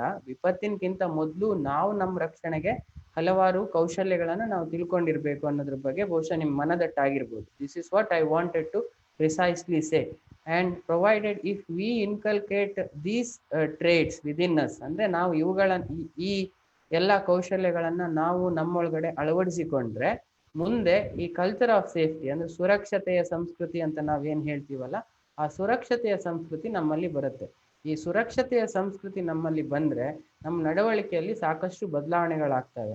ಸೊ ಅಂತಹ ಸಂದರ್ಭಗಳಲ್ಲಿ ನಾವು ಅಂಥದ್ದಾದರೆ ನಾವು ವಿಪತ್ತಿನ ನಂತರ ಯೋಚನೆ ಏನು ಮಾಡ್ತಾ ಇದ್ದೀವಿ ಇವಾಗ, ಅದರಿಂದ ವಿಪತ್ತಿನಕ್ಕಿಂತ ಮೊದಲು ಅದನ್ನು ಹೇಗೆ ತಡೆಗಟ್ಬೋದು, ಹಾಗೂ ಹಾನಿಯನ್ನು ನಾವು ಹೇಗೆ ಕಡಿಮೆ ಮಾಡ್ಬೋದು. ನೋಡಿ, ಆ ಪ್ರತಿಯೊಂದು ವಿಡಿಯೋದಲ್ಲೇ ಹೇಳ್ತಾ ಇದ್ರು ಡಿಸಾಸ್ಟರ್ ರಿಸ್ಕ್ ರಿಡಕ್ಷನ್ ಅಂತ ನಾನು ನಿಮ್ಗೆ ಏನು ಹೇಳಿದೆ ಅದೇ ಹೇಳ್ತಾ ಇದ್ರು ಅವರು. ಅಂದರೆ ಆಗುವಂಥದ್ದು ಹಾನಿ ಪ್ರಮಾಣ ಏನಿದೆ ಅದನ್ನು ಕಡಿಮೆ ಮಾಡ್ಲಿಕ್ಕಾಗುತ್ತೆ. ಸೊ ಈ ನಿಟ್ಟಿನಲ್ಲಿ ನೀವು ಅರ್ಥ ಮಾಡ್ಕೊಳ್ಳಿ, ವಿಪತ್ತು ನಿರ್ವಹಣೆ ಅಂತೇಳಿ ಹೇಳಿದ್ರೆ ಇದು ಸರ್ಕಾರದ ಕಾರ್ಯ ಮಾತ್ರ ಅಲ್ಲ, ಅಥವಾ ನಾವು ವಾಲಂಟಿಯರ್ ಆಗಿ ಹೋಗಿ ಬೇರೆಯವರಿಗೆ ಹೆಲ್ಪ್ ಮಾಡೋದು ಮಾತ್ರ ಅಲ್ಲ. ನಮ್ಮಲ್ಲಿ ನಾವು ನಮ್ಮ ನಡವಳಿಕೆಯನ್ನು ಬದಲಾವಣೆ ಮಾಡಿಕೊಂಡು ಕಲ್ಚರ್ ಆಫ್ ಸೇಫ್ಟಿ ಸುರಕ್ಷತೆಯ ಸಂಸ್ಕೃತಿಯನ್ನು ನಾವು ಇನ್ಕಲ್ಕೇಟ್ ಮಾಡಿಕೊಂಡು ಇದೆಲ್ಲ ಇಂಡಿವಿಜುವಲ್ ಪ್ರಿಪೇರ್ಡ್ನೆಸ್ ಬಗ್ಗೆ ನಾವು ತಿಳ್ಕೊಳ್ಬೇಕು. ಅವಾಗ ಏನಂತೇಳಿ ಹೇಳಿದ್ರೆ on the large in the coming generation, ಅಂದರೆ ಮುಂದಿನ ಜನಾಂಗ ಏನಿದೆ, ಅವಾಗ ಜಪಾನಲ್ಲಿ ಯಾವ ರೀತಿಯ ಸುರಕ್ಷತೆಯ ಸಂಸ್ಕೃತಿ ನೋಡ್ತಾ ಇದ್ದೀರಿ ಅದನ್ನೇ ಬೇರೆ ಕಡೆ ಎಲ್ಲ ಕೂಡ ನೋಡ್ಲಿಕ್ಕೆ ಸಾಧ್ಯ ಆಗುತ್ತೆ. ನಾವು let us talk something about the human made disasters. ಇವಾಗ ಫೈರ್ ನೀವೆಲ್ಲ ಕೇಳಿದ್ದೀರಿ. ಸೊ ಬೆಂಕಿ ಆಕಸ್ಮಿಕಕ್ಕೆ ಕಾರಣ ಏನೆನ್ನೋದನ್ನ ಬಹುಶಃ ನೀವು ಇಷ್ಟು ತನಕ ಸ್ಕೌಟ್ಸ್, ಗೈಡ್ಸ್, ರೇಂಜರ್ಸ್, ರೋವರ್ಸ್ ಅಲ್ಲಿ ಇರ್ಬೇಕಾದ್ರೆ ತುಂಬಾ ಸಲ ಅಗ್ನಿಶಾಮಕ ದಳ ಮತ್ತು ತುರ್ತು ಸೇವೆ ಇಲಾಖೆಯವರು ಬಂದು ನಿಮಗೆ ಸಾಕಷ್ಟು ಬಾರಿ ಒರಿಜಿನ್ ಆಫ್ ದಿ ಫೈರ್ ಎಲ್ಲದ್ರ ಬಗ್ಗೆ ಹೇಳಿರ್ಬೋದು. ಅವ್ರು ತುಂಬಾ ಚೆನ್ನಾಗಿ ಹೇಳ್ತಾರೆ ಕೂಡ. ಸೊ ಈಗ ಫೈರ್ ಆಗ್ಬೇಕಾದ್ರೆ let us not talk about what the fire and emergency department does. ಇನ್ನು ಅಗ್ನಿಶಾಮಕ ಮತ್ತು ತುರ್ತು ಸೇವೆ ಇಲಾಖೆಯವರು ಏನ್ ಮಾಡ್ತಾರೆ ಅನ್ನೋದ್ರ ಬಗ್ಗೆ ಜಾಸ್ತಿ ಯೋಚನೆ ಮಾಡೋದು ಬೇಡ, ಅವ್ರ ಕರ್ತವ್ಯ ಇದೆ, ಅವ್ರು ಮಾಡ್ತಾರೆ. ಸೊ ನಾವು ಏನು ತಿಳ್ಕೊಳ್ಬೇಕು ಅನ್ನೋದ್ರ ಬಗ್ಗೆ ನಾವು ಫೈರ್ ಬಗ್ಗೆ ಸ್ವಲ್ಪ ತಿಳ್ಕೊಳ್ಳಿಕ್ಕೆ ಪ್ರಯತ್ನ ಮಾಡೋಣ. ಮೊದಲನೇದಾಗಿ ನೀವು ಫೈರ್ ಆಗ್ಬೇಕಾದ್ರೆ ಸೊ ಏನಾದರೂ ಫೈರ್ ಅಲರ್ಟ್ ಬಂದರೆ ಯು ಅಲರ್ಟ್ ಅದರ್ಸ್ ಆಲ್ಸೋ. ನೀವು ಅಲ್ಲಿಂದ ಇವ್ಯಾಕ್ಯುವೇಷನ್ ಆಗಬೇಕು, ಬೇರೆಯವರು ಕೂಡ ಅಲ್ಲಿಂದ ಇವ್ಯಾಕ್ಯುವೇಷನ್ ಆಗೋದಕ್ಕೆ ಪ್ರಯತ್ನವನ್ನು ಮಾಡಬೇಕು. ನಾನು ನಿಮ್ಗೆ ಆಲ್ರೆಡಿ ಹೇಳಿದಂಗೆ ಯಾವುದೇ ಕಾರಣಕ್ಕೂ ಯಾವುದೇ ವಿಕೋಪ ಸಂಭವಿಸಿದ್ರು ನೀವು ಅಲ್ಲಿ ಸ್ಟೇರ್ ಕೇಸನ್ನು ಯೂಸ್ ಮಾಡಬೇಕು, ಲಿಫ್ಟನ್ನು ಅಥವಾ ಎಲಿವೇಟರ್ಸನ್ನು ನೀವು ಯೂಸ್ ಮಾಡಲೇಬಾರ್ದು. ಆಮೇಲೆ ಗ್ಲಾಸಸ್ ಏನಾದರೂ ಇದ್ದರೆ ಆ ಗ್ಲಾಸನ್ನು ಬ್ರೇಕ್ ಮಾಡಿ ಕೂಡ ನೀವು ಹೊರಗಡೆ ಬರೋದಕ್ಕೆ ಸಾಧ್ಯತೆಗಳಿರ್ತವೆ, ಅದನ್ನು ಕೂಡ ನೀವು ಪ್ರಯತ್ನ ಮಾಡ್ಬೋದು. Crawl through the smoke. ಇವಾಗ ಸ್ಮೋಕ್ ಇದೆ ಅಂತೇಳಿ ಹೇಳಿದ್ರೆ ಈ ಹೊಗೆ ಎಲ್ಲಿರುತ್ತೆ ಅಂತೇಳಿ ಹೇಳಿದ್ರೆ ಸುಮಾರು ಒಂದು 6 ಫೀಟ್ಗಿಂತ ಮೇಲೆ ಇರುತ್ತೆ, ಕೆಳಗಡೆ ಇರೋದಿಲ್ಲ. ಸೊ ಹಾಗಾಗಿ ನೀವೇನು ಮಾಡ್ಬೇಕಂತೇಳಿ ಹೇಳಿದ್ರೆ ಮುಖ ಮತ್ತೆ ಮುಖವನ್ನ ಒದ್ದೆ ಬಟ್ಟೆಯಲ್ಲಿ ಮುಚ್ಚಿಕೊಂಡು ಕ್ರಾಲ್ ಮಾಡೋದು ಅಂತೇಳಿ ನಾವು ಹೇಳ್ತೀವಿ. ಅಂದ್ರೆ ಮಂಡಿ ಊರ್ಕೊಂಡು ಹೊರಗೆ ಹೋಗ್ಲಿಕ್ಕೆ ಪ್ರಯತ್ನವನ್ನ ಮಾಡಬೇಕು. ಮತ್ತೆ ನಮ್ದು ಫೈರ್ ಅವರಿಗೆ ನೀವು ಕಾಲ್ ಮಾಡ್ಬೋದು. ಅದಾಗಿಲ್ಲ ಅಂದ್ರೆ 108 ಮಾಡಿದ್ರೆ ಇದೆಲ್ಲ ಇಂಟರ್ ಕನೆಕ್ಟೆಡ್ ಇವಾಗ. ಸೊ ಅವ್ರಿಗೆ ಕೂಡ ಕಾಲ್ ಮಾಡಿ ಹೇಳ್ಬೋದು. ಸೊ ಫೈರ್ ಎಕ್ಸ್ಟಿಂಗ್ವಿಷರ್ಸ್ ಅನ್ನ ಬರೋದಕ್ಕೆ ಹೇಳ್ಬೇಕು. ಇದಕ್ಕಿಂತ ಎಲ್ಲಕ್ಕಿಂತ ಮೊದಲು ನಿಮ್ಗೆ ಏನ್ ತಿಳ್ಕೊಂಡಿರ್ಬೇಕಂತೇಳಿ ಹೇಳಿದ್ರೆ ನಿಮ್ಮ ಕಾಲೇಜ್ ಅಥವಾ ನಿಮ್ದು ಸ್ಕೂಲಲ್ಲಿ ಅಥವಾ ನಿಮ್ಮ ಏರಿಯಾದಲ್ಲಿ ಫೈರ್ ಆದ್ರೆ ಸೇಫ್ ಪ್ಲೇಸ್ ಎಲ್ಲಿದೆ ನೀವು ಅಸೆಂಬ್ಲ್ ಆಗೋದಕ್ಕೆ, ನಾವು ಅದನ್ನ ಅಸೆಂಬ್ಲಿ ಪಾಯಿಂಟ್ ಅಂತೇಳಿ ಹೇಳಿ ಕರಿತೀವಿ. ಎಮರ್ಜೆನ್ಸಿ ಎಕ್ಸಿಟ್ ನಿಮ್ಮ ಸ್ಕೂಲಲ್ಲಾಗಲಿ ಕಾಲೇಜಲ್ಲಾಗಲಿ ಎಲ್ಲಿದೆ ಅದನ್ನು ನೀವು ತಿಳ್ಕೊಂಡಿರ್ಬೇಕು. ಕಂಟಿಂಜೆನ್ಸಿ ಪ್ಲಾನ್ ನಿಮ್ಮ ಬಿಲ್ಡಿಂಗಿಗೆ ಏನಿದೆ ಅದ್ರ ಬಗ್ಗೆ ನೀವು ತಿಳ್ಕೊಂಡಿರ್ಬೇಕು. ಇವಾಗ ಏನಂತೇಳಿ ಹೇಳಿದ್ರೆ ಆ ವಿಡಿಯೋಗಳಲ್ಲೆಲ್ಲ ನೋಡಿದ್ರಿ, ಎಂಜಿನಿಯರ್ಸನ್ನು ಕರ್ಕೊಂಡು ಬನ್ನಿ ಮಾಡಿ ಕಟ್ಟಡ ಮಾಡಿ ಅಂತೇಳಿ ಎಲ್ಲ ಹೇಳಿದ್ರು. Correct, agreed. ನಮ್ಮಲ್ಲಿ ಇವಾಗ ನ್ಯಾಷನಲ್ ಬಿಲ್ಡಿಂಗ್ ಕೋಡ್ ಅಂತೇಳಿ ಹೇಳಿ ಒಂದು ಕೋಡ್ ಇದೆ. ಯಾವ ಕಟ್ಟಡ ಕಟ್ಟಬೇಕಾದ್ರೂ ಆ ಕೋಡ್ ಪ್ರಕಾರನೇ ಮಾಡಿರ್ಬೇಕಾಗಿರುತ್ತೆ. ಆ ಕೋಡ್ ಮಾಡಿರ್ಬೇಕಾದ್ರೆ ಕಂಟಿಂಜೆನ್ಸಿ ಪ್ಲಾನ್ ಮಾಡಿರ್ತಾರೆ, ಫೈರ್ ಎಕ್ಸ್ಟಿಂಗ್ವಿಷರ್ಸ್ ಇಟ್ಟಿರ್ತಾರೆ. ಇವಾಗ ಮ್ಯಾಂಡೇಟ್ ನಿಮ್ಮ ಕಾಲೇಜಲ್ಲಿ ನೋಡಿ ಎಲ್ಲ ಕಡೆ ಫೈರ್ ಎಕ್ಸ್ಟಿಂಗ್ವಿಷರ್ ಇದೆ. ನಿಮ್ಗೆ ಎಷ್ಟು ಜನರಿಗೆ ಫೈರ್ ಎಕ್ಸ್ಟಿಂಗ್ವಿಷರ್ ಯೂಸ್ ಮಾಡಕ್ ಬರುತ್ತೆ? ಅಥವಾ ನಿಮ್ಮಲ್ಲಿರೋ ಫ್ಯಾಕಲ್ಟಿಗೆ ಎಷ್ಟು ಜನರಿಗೆ ಫೈರ್ ಎಕ್ಸ್ಟಿಂಗ್ವಿಷರ್ ಯೂಸ್ ಮಾಡಕ್ ಬರುತ್ತೆ? ಅಥವಾ ನಾವು ಅದನ್ನ ಫೈರ್ ಎಕ್ಸ್ಟಿಂಗ್ವಿಷರ್ಸ್ ಅನ್ನ ಇನ್ ಟೈಮ್ ಅಲ್ಲಿ ಅದನ್ನ ರೀಫಿಲ್ ಮಾಡ್ತೀವ? ಅಥವಾ ಯಾವತ್ತಾದ್ರೂ ಅದನ್ನ ಮಾಕ್ ಡ್ರಿಲ್ ಮಾಡಿದೀವ? See, this is the difference between the policy, act and the mandate against the execution or against the practice. C national building code ಅಲ್ಲಿ ಬಿಲ್ಡಿಂಗ್ ಕಟ್ಟಿದ್ರೆ ಸಾಕಾಗೋದಿಲ್ಲ. ಅಲ್ಲಿರೋಂಥ ಫೆಸಿಲಿಟಿ ಏನಿದೆ ಅದು ನಮ್ಗೆ ಗೊತ್ತಿರಬೇಕು. ಕಂಟಿಂಜೆನ್ಸಿ ಪ್ಲಾನ್ ಆಗಿ ಹೆಂಗ್ ಹೋಗ್ಬೇಕು, ಆಮೇಲೆ ಅಸೆಂಬ್ಲಿ ಪಾಯಿಂಟ್ ಎಲ್ಲಿದೆ, ಆಮೇಲೆ ಎಮರ್ಜೆನ್ಸಿ ಎಕ್ಸಿಟ್ ಯಾವ್ದಿದೆ. ಈ ಎಮರ್ಜೆನ್ಸಿ ಎಕ್ಸಿಟ್ ಅನ್ನು ನೀವು ಯೂಸ್ ಮಾಡದೇ ಇದ್ರೆ ಒಂದ್ ಕಾಲಕ್ಕೆ ಎಮರ್ಜೆನ್ಸಿ ಎಕ್ಸಿಟ್ ಬಾಗ್ಲೇ ಓಪನ್ ಮಾಡಕ್ ಆಗೋದಿಲ್ಲ. So I mean regular mock drill is very very essential. I mean I might be very critical here. What is happening these days are, when you talk about the disaster management, all the way you are inviting the fire and emergency department and they conduct a mock drill and they will be having the mandate. ಅವರಿಗೂ ಇರುತ್ತೆ ಇಷ್ಟು Mach drill ಮಾಡ್ಬೇಕಂತ. ನೀವು ಕರೆದ್ರೆ ಕೂಡಲೇ ಖುಷಿ ಆಗುತ್ತೆ, ಬರ್ತಾರೆ, ಅವ್ರ ಹತ್ರ ಇರೋದೊಂದಿಷ್ಟು ಇಕ್ವಿಪ್ಮೆಂಟ್ ತೋರಿಸ್ತಾರೆ, ಬೆಂಕಿ ಎಲ್ಲ ನೋಡ್ತೀರಿ.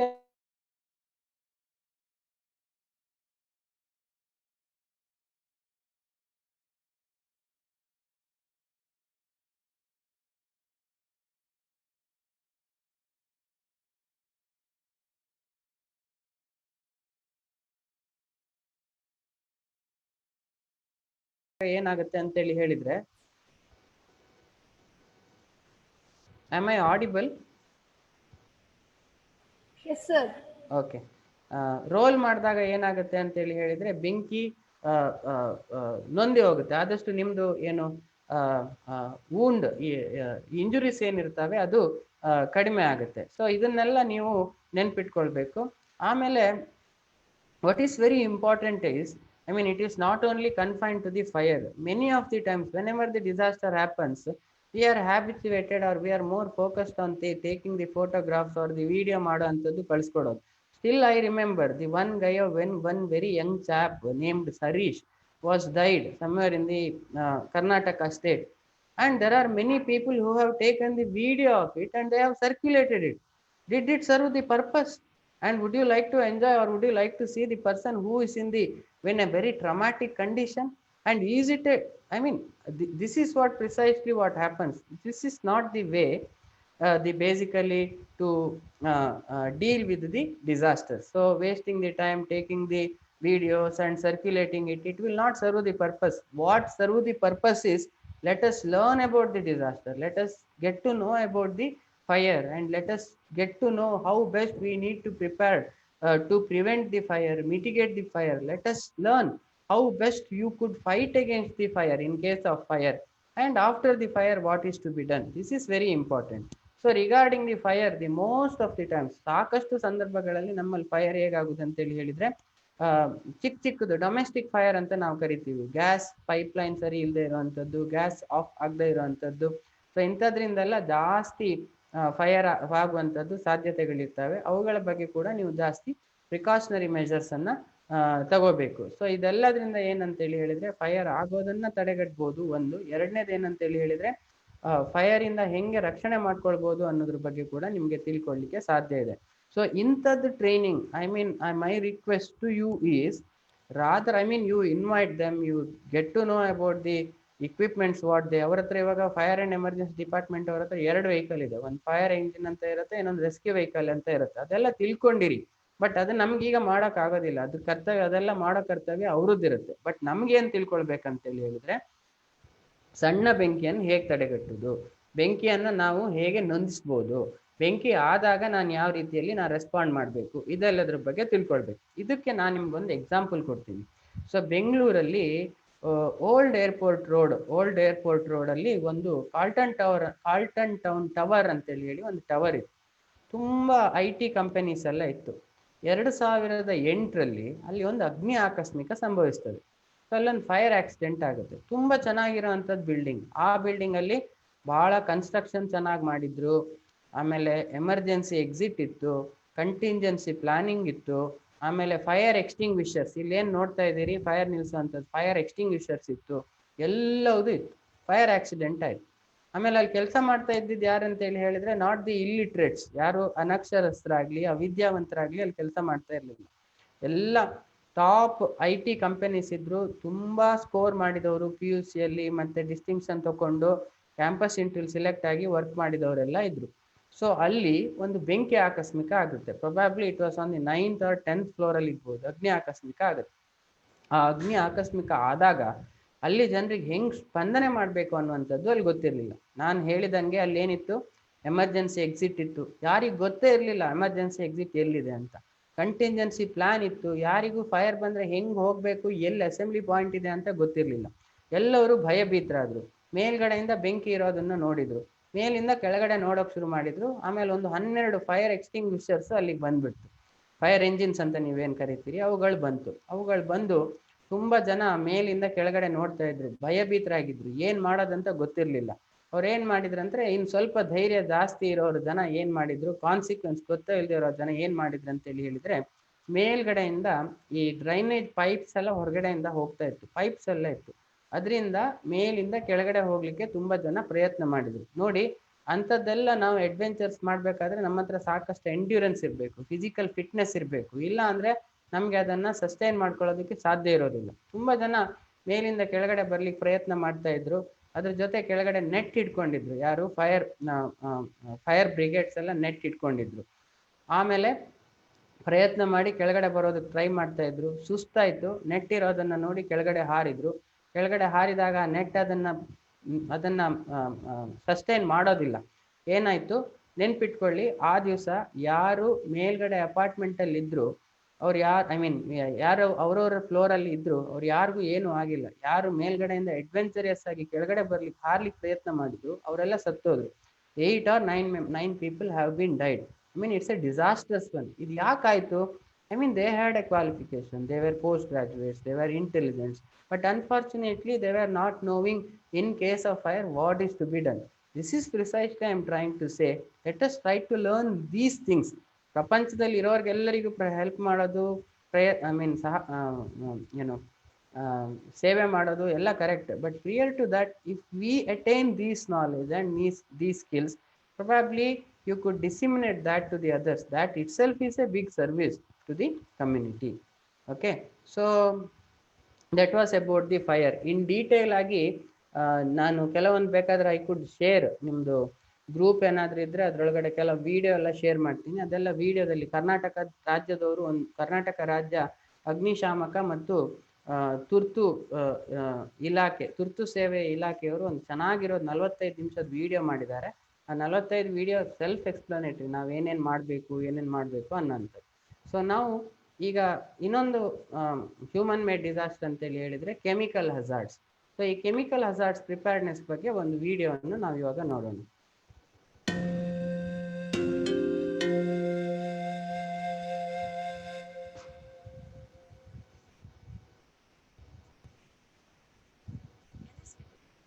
In this video, you will learn the different safety instructions to follow in case of a chemical hazard. The chemical hazard can be caused by an industrial accident, the transportation of hazardous products, or a malicious act. If you live in an industrial area where there is a risk of chemical hazard occurring, get information from the authorities as to the safety procedures to follow in case of an accident. Keep a first aid kit and a major disaster kit at home. Regularly check the battery of your radio.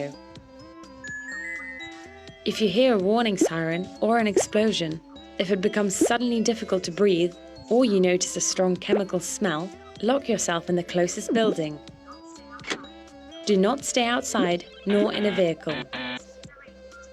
Listen to the radio to get updated on the instructions and wait for the authorities' signal that it is safe to go outside before doing so. Block the air inlets with wet cloths or, failing that, adhesive tape. Stop any ventilation or air conditioning to prevent toxic vapors from getting inside. Keep away from doors and windows to protect yourself from a possible explosion. Do not smoke. Avoid any flame or spark to prevent the risk of explosion. Wash if your skin gets irritated, and change clothes if you think that you've been in contact with toxic products. In case of respiratory difficulties, cover your mouth and nose with a wet cloth. Don't go and fetch your children at school. Such establishments will already have safety protocols in place for such events. Do not make phone calls so as not to congest telephone networks for the emergency services. Right. So that was about the few of the disasters, preparedness. ಕೆಲವೊಂದು ಮಾತ್ರ ನಮ್ಗೆ ಹೇಳಲಿಕ್ಕಾಯ್ತು. ಅದರಲ್ಲಿಯೂ ಕೂಡ ಒಂದು ಸ್ವಲ್ಪ 20-30% ಏನೇನು ಮಾಡಬೇಕು ಅನ್ನೋದ್ರ ಬಗ್ಗೆ ತಿಳ್ಕೊಂಡ್ರಿ. ಸೊ ಈಗ that is about the individual disaster preparedness. Now let us try to understand something about the family disaster preparedness. ಇನ್ನೊಂದು 5 ನಿಮಿಷದಲ್ಲಿ ಎಷ್ಟಾಗುತ್ತೆ ಅಷ್ಟು ಮಾಡೋಕ್ಕೆ ಪ್ರಯತ್ನ ಮಾಡೋಣ. So family disaster management plan ಅಂದರೆ ಏನು, ಆಮೇಲೆ ಎಮರ್ಜೆನ್ಸಿ ಪ್ರಿಪೇರ್ಡ್ನೆಸ್ ಕಿಟ್ ಅಂತ ನಾನು ನಿಮಗೆ ನಿನ್ನೆ ಹೇಳ್ತಾ ಇದ್ದೆ. ಆ ಎಮರ್ಜೆನ್ಸಿ ಪ್ರಿಪೇರ್ಡ್ನೆಸ್ ಕಿಟ್ಟಲ್ಲಿ ಏನೇನೆಲ್ಲ ಇರಬೇಕು ಅದ್ರ ಬಗ್ಗೆ ನಾವು ಸಂಕ್ಷಿಪ್ತವಾಗಿ ತಿಳ್ಕೊಳ್ಳಿಕ್ಕೆ ಪ್ರಯತ್ನನ ಮಾಡೋಣ.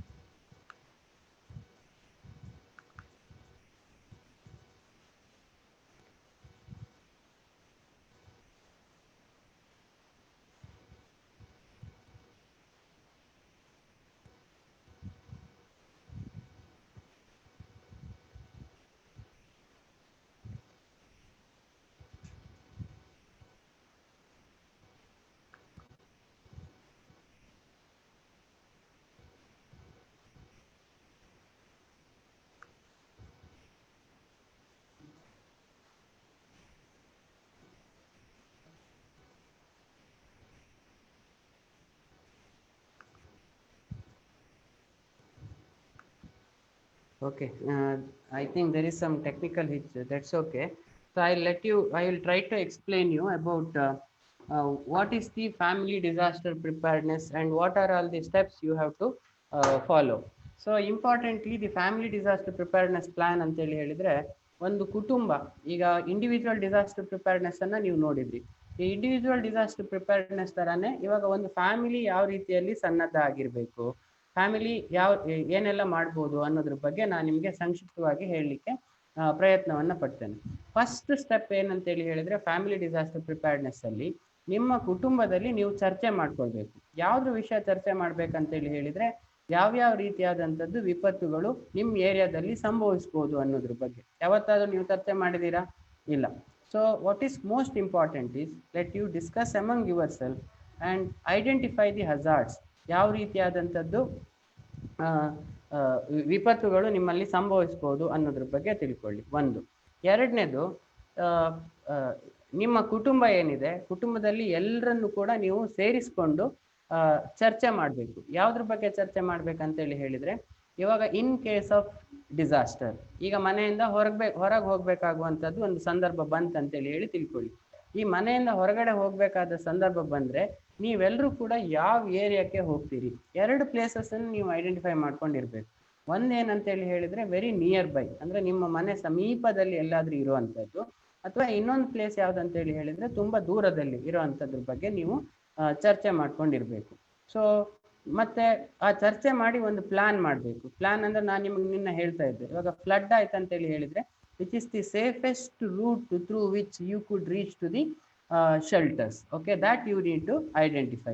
ಆಮೇಲೆ ಬಹಳ ಸಾಮಾನ್ಯವಾಗಿ ವಿಪತ್ತಾದ್ರ ಮೇಲೆ ಜನ ಹೇಳೋದು ಏನಂತೇಳಿ ಹೇಳಿದ್ರೆ, ನಮ್ಮ ಮನೆಯದು ಟಿವಿ ಹೋಯ್ತು, ಫ್ರಿಜ್ ಹೋಯ್ತು, ನಮ್ಮ ಎಲ್ಲ ಎಲೆಕ್ಟ್ರಿಕಲ್ ಇಕ್ವಿಪ್ಮೆಂಟ್ಸ್ ಹೋಯ್ತು, ತುಂಬಾ ಕಷ್ಟಪಟ್ಟು ತಗೊಂಡಿದ್ದು ಅಂತೇಳಿ ಎಲ್ಲ ಹೇಳ್ತಾರೆ. ಸೊ ಇಂಥದ್ದು ಸಂದರ್ಭಗಳಿದ್ರೆ ಅದರಲ್ಲಿ ಎರಡು ಆಪ್ಷನ್ಸ್ ಅನ್ನ ನೀವು ಇಟ್ಕೋಬೇಕು. ಒಂದು, ಮಳೆಗಾಲದಲ್ಲಿ ಪ್ರವಾಹ ಬರುವಂಥದ್ದು ಖಚಿತ ಇದ್ದಲ್ಲಿ ಅವುಗಳನ್ನ ಇನ್ ಅಡ್ವಾನ್ಸ್ ಆಗಿ ಮಳೆಗಾಲ ಸಮಯದಲ್ಲಿ ಶಿಫ್ಟ್ ಮಾಡ್ಬೋದು. It could be a very complicated one.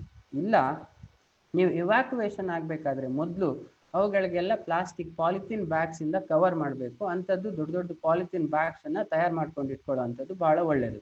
ಇನ್ನೊಂದು ಬಹಳ ಮುಖ್ಯವಾಗಿ ನಾವು ನೋಡೋದೇನಂತ ಹೇಳಿದ್ರೆ ಚಿನ್ನಾಭರಣಗಳು ಹೋಗುವಂಥದ್ದು, ಆಮೇಲೆ ನಮ್ದು ಡಾಕ್ಯುಮೆಂಟ್ಸ್ ಎಲ್ಲ ಹೋಗುವಂಥದ್ದು. ಸೊ ಇದಕ್ಕೆ ನೀವು ಮುಂಚಿತವಾಗಿ ಫ್ಯಾಮಿಲಿ ಡಿಸಾಸ್ಟರ್ ಪ್ರಿಪೇರ್ಡ್ನೆಸ್ ಪ್ಲಾನ್ ಅಲ್ಲಿ so you could keep the important documents in the bank lockers or the gold in the bank lockers. And also now in the modern technological era, what you could do is you could scan all these documents and you could keep in the Google Drive or the OneDrive or in the pen drive. ಅದೆಲ್ಲಕ್ಕಿಂತ online ಇರುವಂಥದ್ದು ಏನಿದೆ ಅದರಲ್ಲಿ ನಾವು preserve ಮಾಡಿ ಇಟ್ಕೊಳ್ಳೋದಕ್ಕೆ ಸಾಧ್ಯ ಇದೆ. ಇನ್ನೊಂದು insurance ಮಾಡ್ಕೊಳ್ಳೋದು. ನೀವು ಮೆಡಿಕಲ್ ಇನ್ಶೂರೆನ್ಸ್ ಬಗ್ಗೆ ಕೇಳಿದ್ದೀರಿ, ಅದು ಯಾವಾಗ ಸಿಗುತ್ತೆ ಅಂತೇಳಿ ಹೇಳಿದರೆ ನಾವು ಎಲ್ಲ ಆದ್ರ ಮೇಲೆ ಸತ್ತು ಹೋದರೆ ನಮ್ಮ ಮನೆಯವರಿಗೆ ಸಿಗುವಂಥ. ಅದ್ರ ಜೊತೆಗೆ ಹೆಲ್ತ್ ಇನ್ಶೂರೆನ್ಸ್ ಕೂಡ ಇತ್ತೀಚೆಗೆ ಕೇಳಿದ್ವಿ. But have you heard about the crop insurance? Have you heard about the insurance for the electronic equipments in your house? ಯಾವುದಕ್ಕೆಲ್ಲ ಮ್ಯಾಂಡೇಟ್ ಇದೆ ವೆಹಿಕಲಿಗೆಲ್ಲ ಮಾಡ್ಕೋತೀವಿ, ಇದಕ್ಕೆ ಇರೋದಿಲ್ಲ. ನಮ್ಮಲ್ಲಿ ಹಜಾರ್ಡ್ ಪ್ರೋನ್ ಏರಿಯಾಸ್ ಇದ್ದರೆ ಅವುಗಳಿಗೆ ಇನ್ಶೂರೆನ್ಸ್ ಮಾಡಿಕೊಂಡ್ರೆ probably you could limit the loss after the disaster. This is a part of the planning.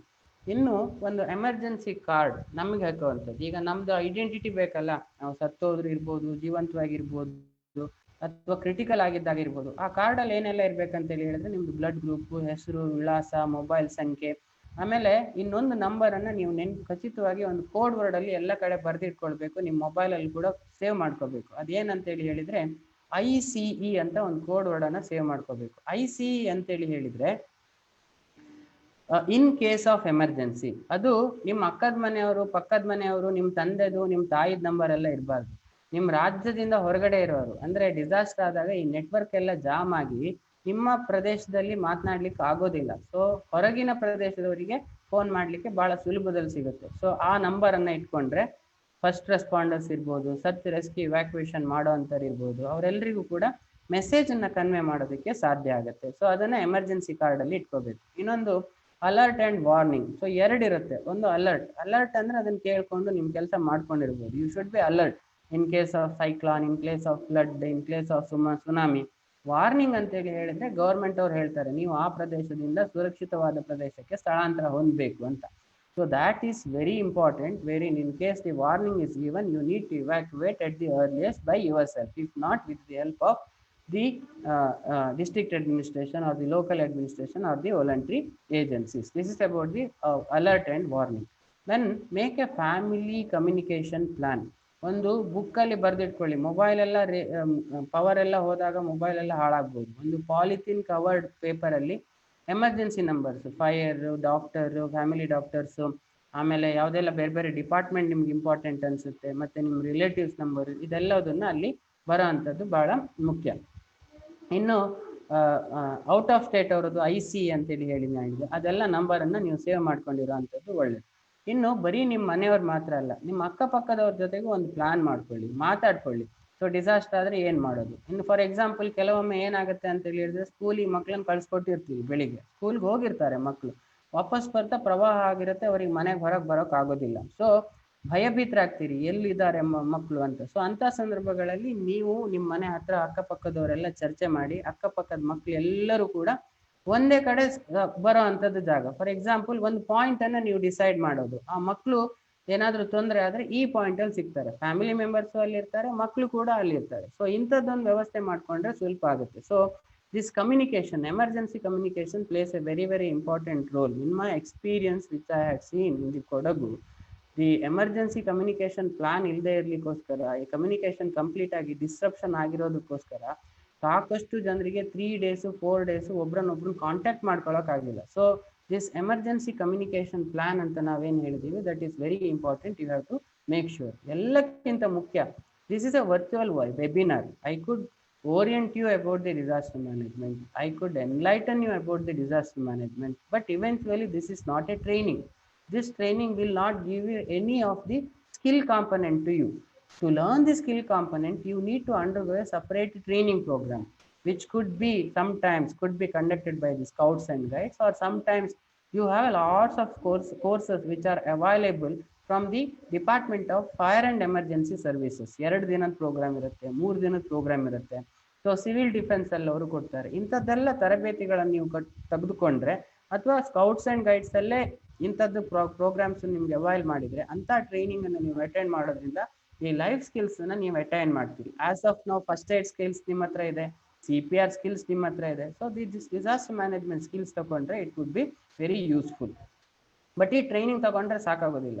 Just now I have passed a very critical comment, critical remark on the practice. See, ಸುಮ್ಮನೆ ನಾವು fire and emergency ಅವರನ್ನ ಕರ್ಕೊಂಡು ಬಂದು mock drill ಮಾಡಿದ್ರೆ which will not serve the purpose. They could exhibit there equipment, they could exhibit there capacity, but does it build your capacity? Many a times no. What precisely should happen is, probably I remember, I mean 3 or 4 years back in the year 2014 or 15, we have conducted one state level training program here in the Manipal, Rajiv Nagar, wherein the mock drill was conducted. Similarly, there were few attempts which have been made in the Bidar, which have been made in the Hassan.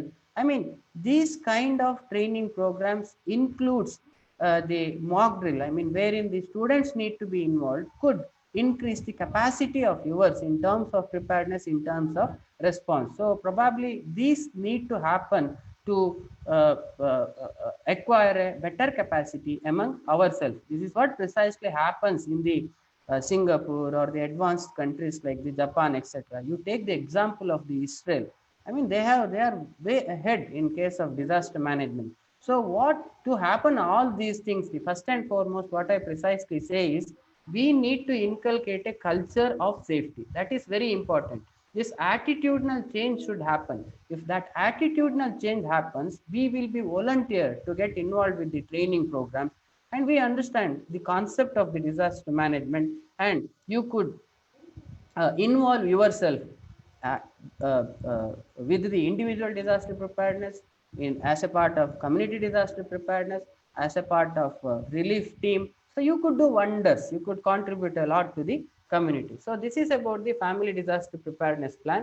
Probably I am already it's 3:45, so I may not go beyond it. Like in some other time when we meet, let us discuss about the what your kit need to have. But in a 2 to 3 minutes, I would like to conclude with the emergency relief response component and the reconstruction component. Emergency relief response ಅಂದ್ರೆ ಏನು? ಇದು ವಿಪತ್ತು ಆದ್ರೂ ಕೂಡಲೇ ಇವಾಗ external help, ನೀವು ಹೇಗೆ scouts and guides ಇಂದ ಟೀಮ್ ಆಗಿ ಹೋಗ್ಬೋದು, ಸಹಾಯ ಮಾಡ್ಬೋದು. ಯಾವ್ಯಾವ ಏರಿಯಾದಲ್ಲಿ ನೀವು ಸಹಾಯ ಮಾಡ್ಬೋದು, ಏನ್ ಮಾಡ್ಬೇಕು, ಅದಕ್ಕಿಂತ ಮೊದಲು ಇದ್ರದ್ದು ಆಬ್ಜೆಕ್ಟಿವ್ ಏನಂತ ತಿಳ್ಕೊಳ್ಳಿ. ಸೊ ಎಮರ್ಜೆನ್ಸಿ ರಿಲೀಫ್ ರೆಸ್ಪಾನ್ಸ್ ಅಲ್ಲಿ ಎಷ್ಟು ಜನರನ್ನ ನಿಮ್ಗೆ ಸಾವು ನೋವನ್ನ ಕಡಿಮೆ ಮಾಡ್ಲಿಕ್ಕೆ ಸಾಧ್ಯ ಆಗುತ್ತೆ, ಸೊ ಅದನ್ನ ನೀವು ಪ್ರಯತ್ನ ಮಾಡಬೇಕು. ಮತ್ತೆ ಮೊರಾಲ್ ಸಪೋರ್ಟ್ ಅಂದ್ರೆ ಮಾನಸಿಕವಾಗಿ ನೀವು ಅವರಿಗೆ ಬೆಂಬಲವನ್ನ ಕೊಡ್ಬೇಕು. ಸೊ ಇದಾಗಬೇಕಾದ್ರೆ ಏನಾಗಬೇಕು? ಸೊ ಜೀವ ಉಳಿಸ್ಬೇಕಾದ್ರೆ, ಆಮೇಲೆ ಸಾವು ನೋವು ಕಡಿಮೆ ಮಾಡಬೇಕಾದ್ರೆ, ಮೊರಾಲ್ ಸಪೋರ್ಟ್ ಕೊಡಬೇಕಾದ್ರೆ, ಮೊದಲನೇದಾಗಿ ಸರ್ಚ್ ರೆಸ್ಕ್ಯೂ ಇವ್ಯಾಕ್ಯುಯೇಷನ್ ಅಲ್ಲಿ ನೀವು ಅವರನ್ನು ಸಪೋರ್ಟ್ ಮಾಡ್ಬೋದು. ವೈದ್ಯಕೀಯ ನೆರವು, ಫಸ್ಟ್ ಏಡ್, CPR ಈ ನೆರವನ್ನ ಅವ್ರಿಗೆ ಮಾಡ್ಬೋದು. ಅದಾದ್ರ ಮೇಲೆ ಟ್ರಾನ್ಸ್ಪೋರ್ಟೇಷನ್, ಇವ್ಯಾಕ್ಯುಯೇಷನ್ ಆಗ್ಬೇಕಾದ್ರೆ ಒಬ್ಬರನ್ನ ಇನ್ನೊಂದು ಕಡೆಗೆ ವರ್ಗಾವಣೆ ಮಾಡ್ಲಿಕ್ಕೆ ಸಹಾಯ ಮಾಡೋದು, ಅದನ್ನ ನೀವು ಮಾಡ್ಬೋದು. ಉಸಿರಾಡ್ಲಿಕ್ಕೆ ಗಾಳಿ ಬೇಕು, ಅದ್ರ ನೆಕ್ಸ್ಟ್ ಏನ್ ಬೇಕು? ನೀರು. ಸೊ ಡ್ರಿಂಕಿಂಗ್ ವಾಟರ್ ಸಪ್ಲೈ ಮಾಡುವಂಥದ್ದು, ಬೇರೆ ನಾನ್ ಡ್ರಿಂಕಿಂಗ್ ವಾಟರ್ ಸಪ್ಲೈ ಮಾಡುವಂಥದ್ದು, ಅದು ಸಹಕಾರವನ್ನ ನೀವು ಮಾಡ್ಬೋದು. ವಾಶ್ ಅಂತ ನಾವು ಇದನ್ನ ಕರಿತೀವಿ, water. Next part is about the sanitation. Emergency ಟೈಮಲ್ಲಿ ಸ್ಯಾನಿಟೇಷನ್ ಅಂದ್ರೆ ಟಾಯ್ಲೆಟ್ಸ್ ಅನ್ನ ಕನ್ಸ್ಟ್ರಕ್ಷನ್ ಮಾಡುವಂಥದ್ದು ಇರ್ಬೋದು, ಅಥವಾ ಟಾಯ್ಲೆಟ್ಸ್ ಹೈಜೀನ್ ಮೇಂಟೈನ್ ಮಾಡುವಂಥದ್ದು ಇರ್ಬೋದು. ಕಮ್ಯುನಿಕೇಬಲ್ ಡಿಸೀಸ್ ಅನ್ನ ಪ್ರಿವೆಂಟ್ ಮಾಡೋದಕ್ಕೆ ಹ್ಯಾಂಡ್ ವಾಷಿಂಗ್ ಹೇಳ್ಕೊಡುವಂಥದ್ದು ಇರ್ಬೋದು. ಇವಾಗ ಕೋವಿಡ್ ನಡುವೆ ಏನಾದರೂ ಡಿಸಾಸ್ಟರ್ ಆದಾಗ ಸೊ ಪರ್ಸನಲ್ ಪ್ರೊಟೆಕ್ಟಿವ್ ಎಕ್ವಿಪ್ಮೆಂಟ್ಸ್ ಅನ್ನ ಅವರಿಗೆ ಸಪ್ಲೈ ಮಾಡುವಂಥದ್ದು ಇರ್ಬೋದು. ಅದ್ರ ಜೊತೆಗೆ ಅವರಿಗೆ ಅದ್ರ ಬಗ್ಗೆ ಅವೇರ್ನೆಸ್ ಕೊಡುವಂಥದ್ದು ಇರ್ಬೋದು. So water, sanitation, hygiene promotion, ಇದು ಒಂದು ಕಾಂಪೊನೆಂಟ್. ಎರಡನೇ ಕಾಂಪೊನೆಂಟ್ ಏನಂತ ಹೇಳಿದ್ರೆ ಫುಡ್ ಅಂಡ್ ನ್ಯೂಟ್ರಿಷನ್. ಸೊ ಮೊದಲು ಅವ್ರಿಗೆ ತುಂಬಾ ಗಟ್ಟಿ ಆಹಾರ ಬೇಕಾಗಿರೋದಿಲ್ಲ, ದ್ರವ ಆಹಾರವನ್ನು ಕೊಡುವಂಥದ್ದು. ಆಮೇಲೆ ಶೆಲ್ಟರ್ ಒಳಗಡೆ ಅವರಿಗೆ ನ್ಯೂಟ್ರಿಷಿಯಸ್ ಅಂದ್ರೆ ಸಮತೋಲನ ಆಹಾರವನ್ನು ಅವರಿಗೆ ಕೊಡುವಂಥದ್ದು. ಸೊ ಇದಾದ್ರ ಮೇಲೆ ನಾನ್ ಫುಡ್ ಐಟಮ್ಸ್ ಅಲ್ಲಿ ಹೈಜೀನ್ ಕಿಟ್ಸ್ ಎಲ್ಲ ಬರುತ್ತೆ. ಅಂದ್ರೆ ಟೂತ್ ಬ್ರಷ್, ಪೇಸ್ಟ್, ತಲೆಗೆ ಹಾಕ್ಲಿಕ್ಕೆ ಎಣ್ಣೆ ಕೊಡುವಂಥದ್ದು ಇರ್ಬೋದು, ಅಥವಾ ಫುಡ್, ಕ್ಲಾತಿಂಗ್ಸ್, ಇದೆಲ್ಲ ಕ್ಲಾತಿಂಗ್ಸ್ ಇದೆಲ್ಲ ಬರುತ್ತೆ. ಇದೆಲ್ಲ ನಾನ್ ಫುಡ್ ಐಟಮ್ಸ್ ನೀವು ಅವರಿಗೆ ಕೊಡುವಂಥದ್ದು ಇರ್ಬೋದು. ಇನ್ನು ಶೆಲ್ಟರ್ ಅಂಡ್ ಸೆಟಲ್ಮೆಂಟ್, ಇರ್ಲಿಕ್ಕೊಂದು ಜಾಗ, ಅದ್ರೊಳಗಡೆ ಅವ್ರಿಗೆ ಪ್ರೈವೇಸಿ ಕೊಡುವಂಥದ್ದು. ಸೊ ಆಮೇಲೆ ಸೆಕ್ಯೂರಿಟಿ ಟು ದಿ ಶೆಲ್ಟರ್, ಅಂದ್ರೆ ಅಲ್ಲಿಗೆ ಮೊಲೆಸ್ಟೇಷನ್ಸ್ ಎಲ್ಲ ಆಗ್ತಾ ಇರುತ್ತೆ ಇಂಥ ಸಂದರ್ಭಗಳಲ್ಲಿ, ಅವರಿಗೆ ಪ್ರೊಟೆಕ್ಷನ್ ಕೊಡುವಂಥದ್ದು. ಸೊ ಇಂಥದ್ದು ಸಹಾಯವನ್ನು ನೀಡ್ಬೋದು. ಇದೆಲ್ಲಕ್ಕಿಂತ ಮುಖ್ಯವಾಗಿ ಹೆಲ್ತ್ ಕಾಂಪೊನೆಂಟ್ ಕೂಡ ಇದರಲ್ಲಿ ಬರುತ್ತೆ. ಹೆಲ್ತ್ ಅಂತ ಹೇಳಿದ್ರೆ ಬೇಸಿಕಲಿ ಅವರಿಗೆ ಡೈರೆಕ್ಟ್ ಹೆಲ್ತ್ ಕೇರ್ ಕೊಡುವಂಥದ್ದು ಇರ್ಬೋದು, ಇಂಡೈರೆಕ್ಟ್ ಹೆಲ್ತ್ ಕೇರ್ ಕೊಡ್ಬೋದು. ಇದರಲ್ಲಿ ಒಂದು ಫಿಸಿಕಲ್ ಫಸ್ಟ್ ಏಡ್ ಬರುತ್ತೆ, ಇನ್ನೊಂದು ಸೈಕಲಾಜಿಕಲ್ ಫಸ್ಟ್ ಏಡ್ ಬರುತ್ತೆ. ಇದೆಲ್ಲದನ್ನ ವಿಪತ್ತು ಸಂಭವಿಸಿದ ದಿನದಿಂದ ಕೆಲವು ವಾರಗಳ ತನಕ ಮಾಡ್ಬೋದು. ಇದು ಮುಂದುವರಿದ ಭಾಗವಾಗಿ ಪುನಶ್ಚೇತನ ಮತ್ತು ಪುನರ್ನಿರ್ಮಾಣ, ಇದ್ರೊಳಗಡೆ ಬೇರೆ ಬೇರೆ ರೀತಿ ಬರುತ್ತೆ. ಸೊ ಪುನರ್ನಿರ್ಮಾಣ ಅಂದ್ರೆ ಸಂಪೂರ್ಣವಾಗಿ ಒಂದು ವಿಪತ್ತು ಸಂಭವಿಸಿದ ಒಂದು ಪ್ರದೇಶ ಏನಿರುತ್ತೆ ಅದರ ಸಂಪೂರ್ಣವಾಗಿ ಪುನರ್ನಿರ್ಮಾಣವನ್ನು ಮಾಡೋದು. ಇದನ್ನು ನಾವು actually this is an opportunity to build a resilient community or to have a resilient infrastructure. So ಇಂಥ ಬಹಳ ಅನ್ಫಾರ್ಚುನೇಟ್ ಏನಂತ ಹೇಳಿದ್ರೆ ತುರ್ತು ಸಂದರ್ಭದಲ್ಲಿ ಎಲ್ಲ ಜನ ಇರ್ತಾರೆ, ಎಕ್ಸ್ಟರ್ನಲ್ ಏಜೆನ್ಸೀಸ್ ಇರ್ತಾರೆ. ಈ ರಿಹ್ಯಾಬಿಲಿಟೇಷನ್ ರೀಕನ್ಸ್ಟ್ರಕ್ಷನ್ ಬರ್ಬೇಕಾದ್ರೆ ಸರ್ಕಾರ ಮಾತ್ರ ಕೆಲಸ ಮಾಡುತ್ತೆ. So this is also a very important point. It's a take home message in this training program. See ನಮ್ಮಲ್ಲಿ ಇವಾಗಿನ ತನಕ ಕಾನ್ಸೆಪ್ಟ್ ಏನಂತ ಹೇಳಿದ್ರೆ ವಿಪತ್ತಾದ್ರೂ ಕೂಡಲೇ ಕೆಲಸ ಮಾಡೋದು ವಿಪತ್ತು ನಿರ್ವಹಣೆ ಅಲ್ಲ. ಅದಕ್ಕಿಂತ ಜಾಸ್ತಿ ಮಾಡೋದು ಎಲ್ಲಿದೆ ಅಂತ ಹೇಳಿದ್ರೆ ವಿಪತ್ತಿನಕ್ಕಿಂತ ಮೊದಲು ಸನ್ನದ್ಧತೆ, ಮಿಟಿಗೇಷನ್ ಮತ್ತೆ preparedness.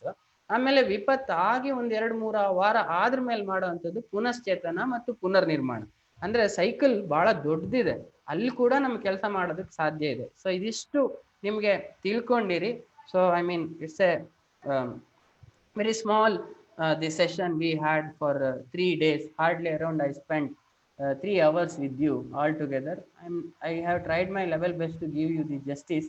Probably you have my email ID ಇದೆ. ನಿಮ್ಗೆ ಏನಾದರೂ ಕ್ವೇರೀಸ್ ಇದ್ರೆ ಅದನ್ನ ಅದರೊಳಗಡೆ ಕಳಿಸ್ಕೊಡಿ.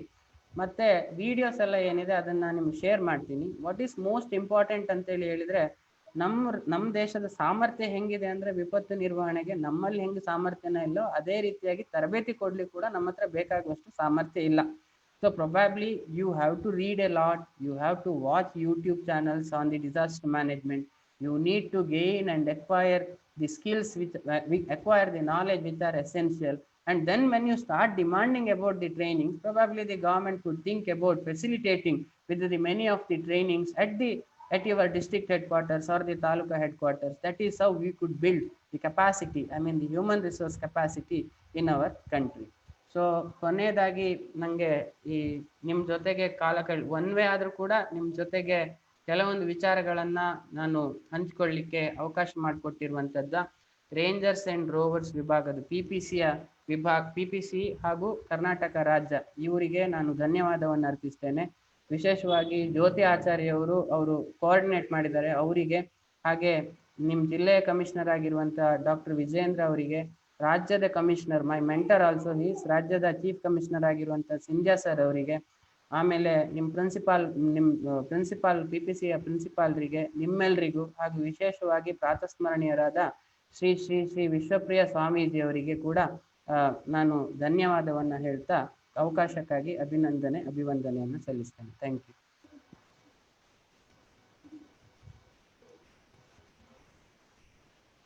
Thank you, sir. Today's session was wonderful and attractive. We are at the end of the program now. I request Jyoti ma'am to conduct a valedictory ceremony. Over to you, ma'am.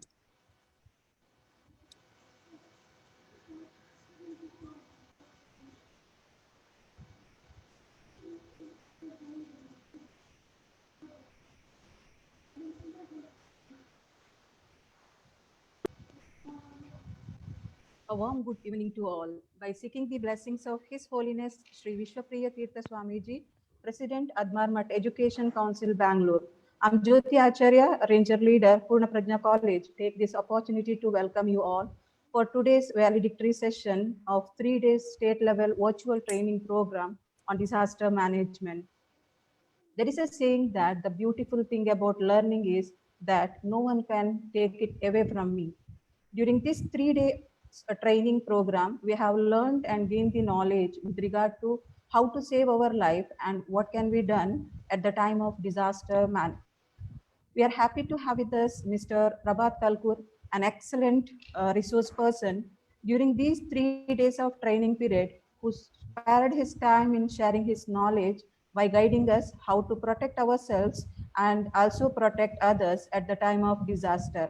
On behalf of Purna Prajna College, Udupi, the Bharat Scouts and Guides State Association, Karnataka, it's my immense pleasure to welcome you, sir. A warm welcome to you, sir. good talker, even more than good orator, impress a good audience.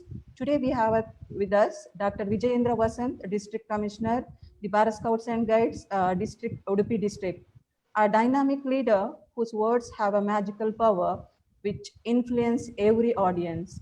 On behalf of Purna Prajna College, Udupi, I welcome you, sir. It's a pleasure and great honor for me to welcome our beloved principal, Dr. Raghavendra, who has always been a backbone of our college and who encourages us in every curriculum activities. In his absence, I take this opportunity to welcome our principal. I extend a warm welcome to IQAC coordinator and vice principal, Dr. Prakash Rao, who is always believes in a principle to work for a team and extend his support in all academic activities. I also warmly welcome Sir Sri Prabhakar Bhatt, SOC Scout, Madhusudan AS, International Deputy Commissioner, and all the other office bearers of Bharat Scouts and Guides, State Association, Karnataka, the Scouts and Guides District Association, Udupi. A warm welcome to all our participants, rover scout leaders, ranger leaders, rangers and rovers of different districts. Once again, I welcome you all. Now I request Dr. Vijayendra Vasant, District Commissioner, to give a valedictory remarks. Over to you, sir. Thank you, Acharya. First of all, I seek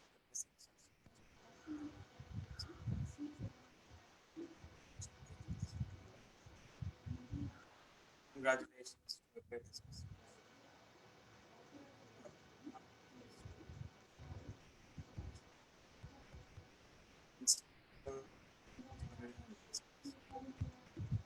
It's a great pleasure to get this institutions. A couple of months back, where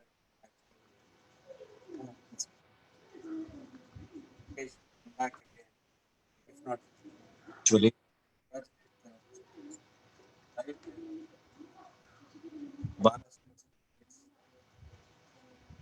Director, one who's been taking all of us live at the time of Corona through his wonderful technical skills. Congratulate Prabhakar Bhatt, Associate Commissioner, our great leader, P.R. Sindhya sir, actually made this good movement very, very active during this COVID time, and if at all anyone has invested in this COVID. Hello, sir. Hello, sir. Sorry to interrupt you. Your voice is not audible, sir. It's breaking. Now? No, sir. Now? Now, okay. Is it audible now? Yes, sir.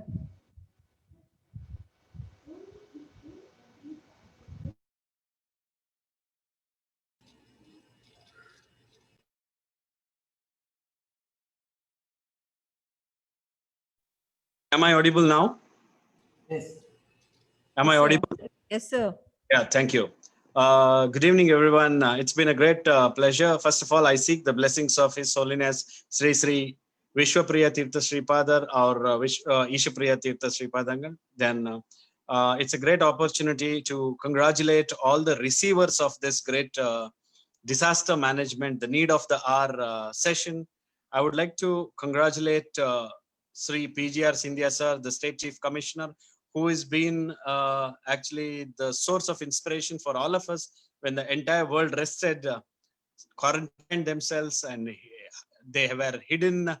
I think it's a Bharat Scouts and Guides movement which was active throughout the country. And to my surprise, the students became even more active. If at all anyone says that the student community has been resting somewhere, I think Sindhya sir is a man who showed us that there is no rest for an scout, one who is prepared always. So our motto is be prepared always. Now I would like to congratulate the principal, Dr. Suresh, as well as Vice Principal, Mr. Prakash, and Mrs. Jyoti Acharya for giving me an opportunity to speak to all of you. And I congratulate Mr. Madhusudan, who has been instrumental in making such a great connect for the entire country. I salute him. It's, anytime you talk about webinars, it is Madhusudan who makes it more colorful and perfect. And I congratulate SOCs, Mr. Prabhakar Bhatt and Manjula ma'am for doing it a grand success, and Mr. Khalid sir and Geeta Natarajan for keeping the Scout movement very active. I would like to again congratulate Mr. Prabhat Kalkura, who's a very good friend of mine for many years now, and I know every activities of him, and we are in touch. In fact, every day, I would say, due to this COVID management.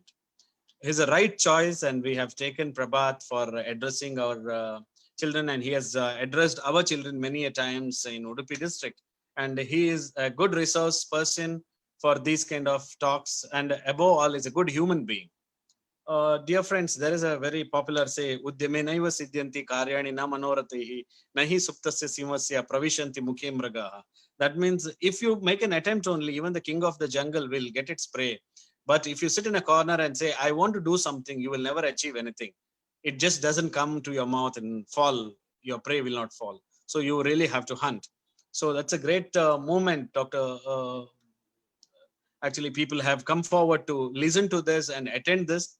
See, there are more than any disaster I am worried about, more than a natural disaster, man-made disasters.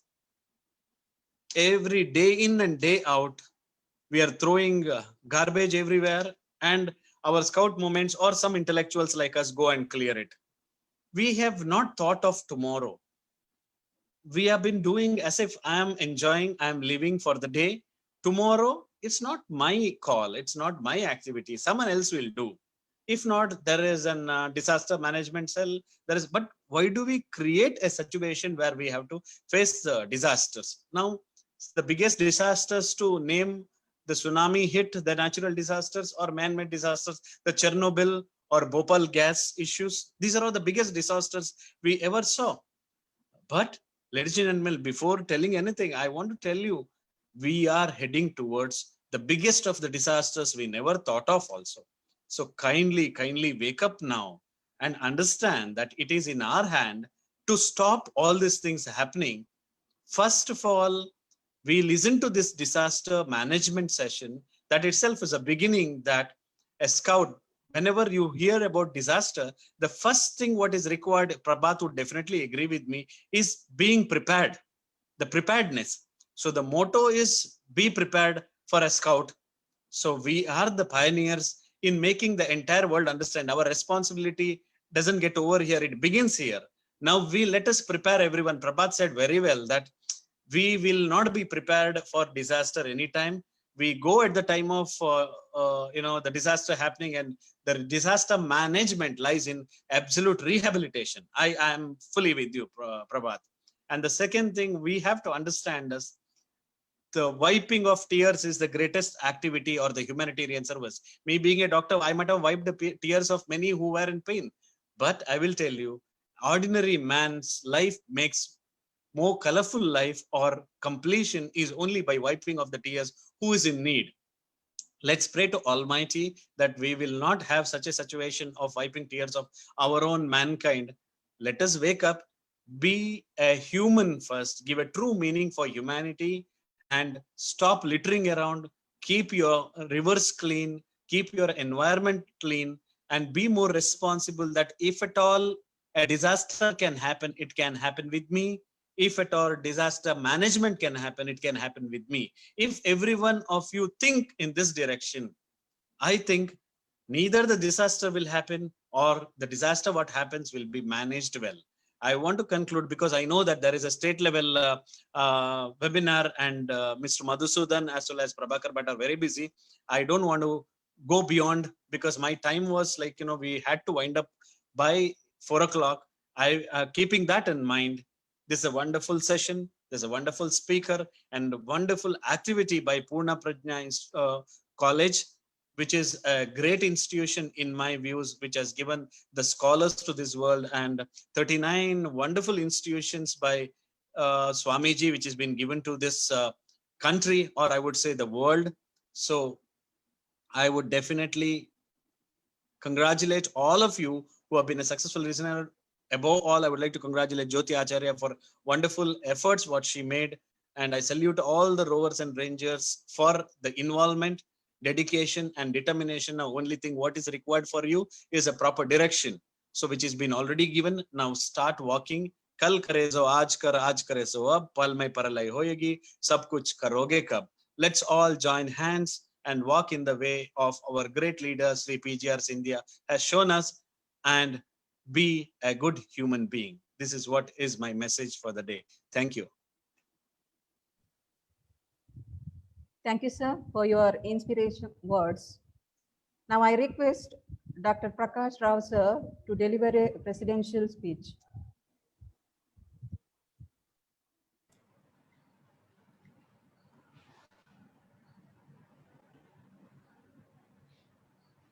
Good afternoon, everyone.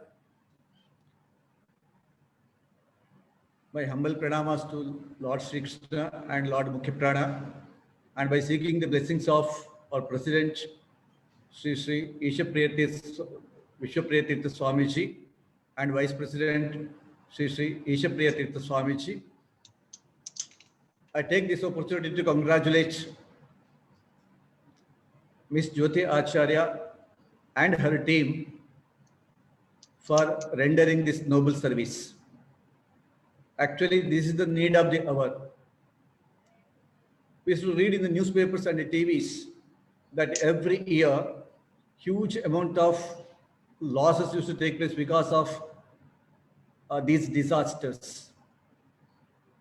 Even in case of developed countries, with the advanced technology, they are not in a position to minimize the loss of property as well as life during the time of disasters. So especially in developing countries like India, it's obvious that huge amount of loss takes place every year. So in fact, this disaster management must be made a compulsory paper, compulsory topic in the curriculum of our students. Each and every student should know the basic principles of disaster management, how to react, how to be prepared oneself during such time. As rightly remarked by our guest today, lots of disasters are taking place because of human intervention. Though basically we have two types of disasters, natural and man-made.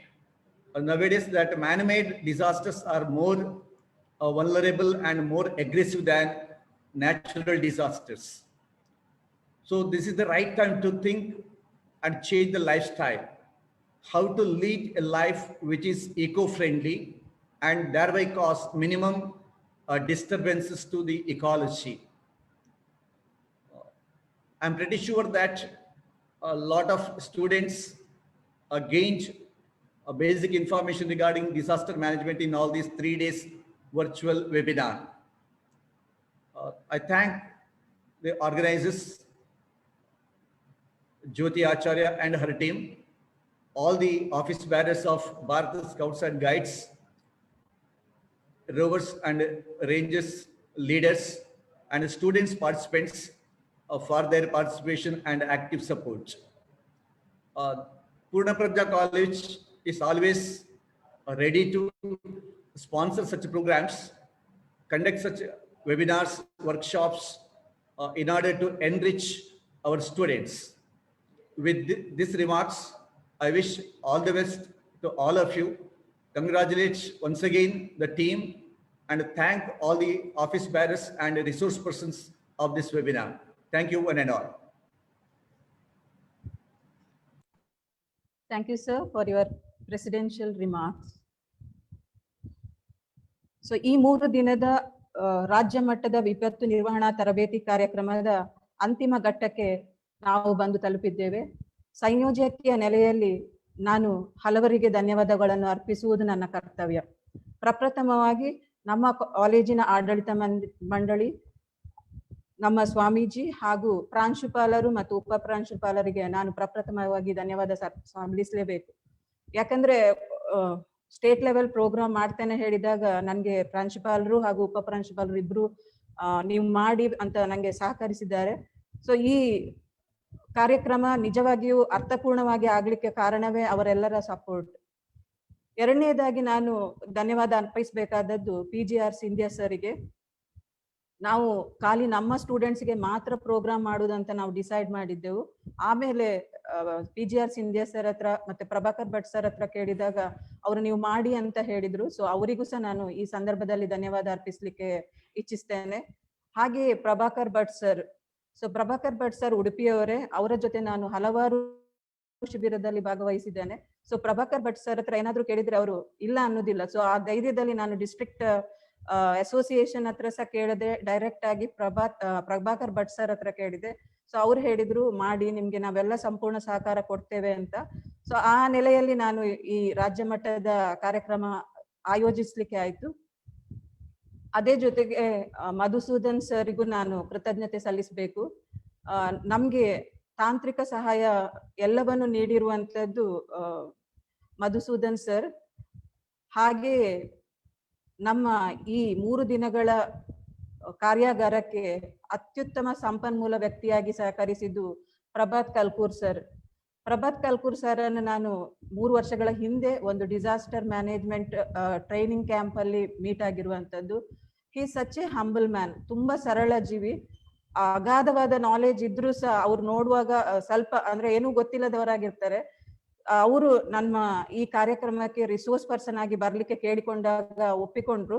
Actually ನಾನು 1 ವಾರದ ಕಾರ್ಯಕ್ರಮ ಮಾಡ್ಬೇಕು ಅಂತ ಇದ್ದದ್ದು, ಆದ್ರೆ time schedule ನ ಪ್ರಕಾರ 3 ದಿನ ಮಾತ್ರ ಮಾಡ್ಲಿಕ್ಕಾಗಿರುವಂತದ್ದು. ಸೊ ಪ್ರಭಾಸ್ ಸರ್, ಕೆಲವು ಅಡಚಣೆಗಳು ಆಗಿದೆ, ತಾಂತ್ರಿಕ ಅಡಚಣೆಗಳು ನಮ್ಮ ಕೈಯಲ್ಲಿ ಇರ್ಲಿಲ್ಲ. ಅದು ನೀವು ಆ ಅಡಚಣೆಯನ್ನು ನಿವಾರಿಸಿಕೊಂಡು ತಾಳ್ಮೆಯಿಂದ ನಮ್ಮ ಕಾರ್ಯಕ್ರಮವನ್ನು ನೆರವೇರಿಸಿಕೊಟ್ಟಿದ್ದೀರಿ. ಅದಕ್ಕೆ ಅನಂತ ಧನ್ಯವಾದಗಳನ್ನು ನಾನು ಅರ್ಪಿಸಲೇಬೇಕು. ಹಾಗೆ ನಮ್ಮ ಡಿಸ್ಟ್ರಿಕ್ಟ್ ಅಸೋಸಿಯೇಷನ್ ಅವರಿಗೆ ನಾನು ರಾಜ್ಯ ಸರ್ಕಾರದಿಂದ ಅನುಮತಿ ಸಿಕ್ಕಿದ ಮೇಲೆ ಕೇಳಿಕೊಂಡದ್ದು ಡಿಸ್ಟ್ರಿಕ್ಟ್ ಅಸೋಸಿಯೇಷನ್ ಅವರ ಹತ್ರ. ಸೊ ವಿಜೇಂದ್ರ ಸರ್ ಆದ್ರು, ಹಾಗೆ ಮತ್ತೆ ಜ್ಯೋತಿಪಾಯಿ ಮೇಡಮ್ ಎಲ್ಲರೂ ಸಹ ನನಗೆ ಸಹಕಾರ ಕೊಟ್ಟಿದ್ದಾರೆ. ಹೆಚ್ಚಾಗಿ district association organiser Nitin Amin sir, ಅವರು ಆಕ್ಚುಲಿ ನನ್ನ ಸ್ಟೂಡೆಂಟ್ ಆದ್ರೂ ಸಹ ನನ್ನ ಎಲ್ಲ ಕೆಲಸಗಳನ್ನು ತುಂಬಾ ಸರಳವಾಗಿ ಮಾಡಿಕೊಟ್ಟದವನೇ. ಯಾಕಂದ್ರೆ ಪ್ರತಿಯೊಂದು ಇನ್ವಿಟೇಷನ್ ಆಗಿರ್ಬೋದು, ಏನಾದ್ರೂ ಇರ್ಬೋದು, ಕರೆಕ್ಷನ್ಸ್ ನಮ್ಗೆ ಅಷ್ಟು ರಾಜ್ಯ ಸರ್ಕಾರದ್ದೆಲ್ಲ ಗೊತ್ತಿರ್ಲಿಲ್ಲ. ಸೊ ನಾವು ಇನ್ವಿಟೇಷನ್ ನ ಕರೆಕ್ಷನ್ಸ್ ಎಲ್ಲ ಅವರೇ ಕೇಳಿದ್ರು. ಗಳಿಗೆ ಫೋನ್ ಮಾಡಿ ಮೇಡಮ್ ಆಯ್ತಾ ಅಂತ ಕೇಳ್ತಾ ಇದ್ರು. ಸೊ ನಾನು ನಿತಿನ್ ಅಮೀನ್ ಸರಿಗೂ ಈ ಸಂದರ್ಭದಲ್ಲಿ ಧನ್ಯವಾದಗಳನ್ನು ಅರ್ಪಿಸ್ಲಿಕ್ಕೆ ಇಷ್ಟಪಡ್ತೇನೆ. ಹಾಗೆ ಈ ಕಾರ್ಯಕ್ರಮ ಅತ್ಯುತ್ತಮವಾಗಿ ಮೂಡಿ ಬಂದಿದೆ ಅಂತ ಎಣಿಸ್ಕೊಳ್ತೇನೆ. ಇದು ಮೂಡಿ ಬರ್ಲಿಕ್ಕೆ ನಿಜವಾಗಿಯೂ ಕಾರಣ ನನ್ನ ಸಹೋದ್ಯೋಗಿಗಳು. ಯಾಕಂದ್ರೆ ಎಲ್ಲ ಕೆಲಸ ಎಲ್ಲವನ್ನು ನನ್ಗೆ ಈಸಿಯಾಗಿ ಮಾಡಿಕೊಟ್ಟವರು ಅವರೆಲ್ಲರಿಗೂ ಸಹ ನಾನು ಹೃತ್ಪೂರ್ವಕವಾಗಿ ಧನ್ಯವಾದಗಳನ್ನು ಅರ್ಪಿಸ್ತೇನೆ.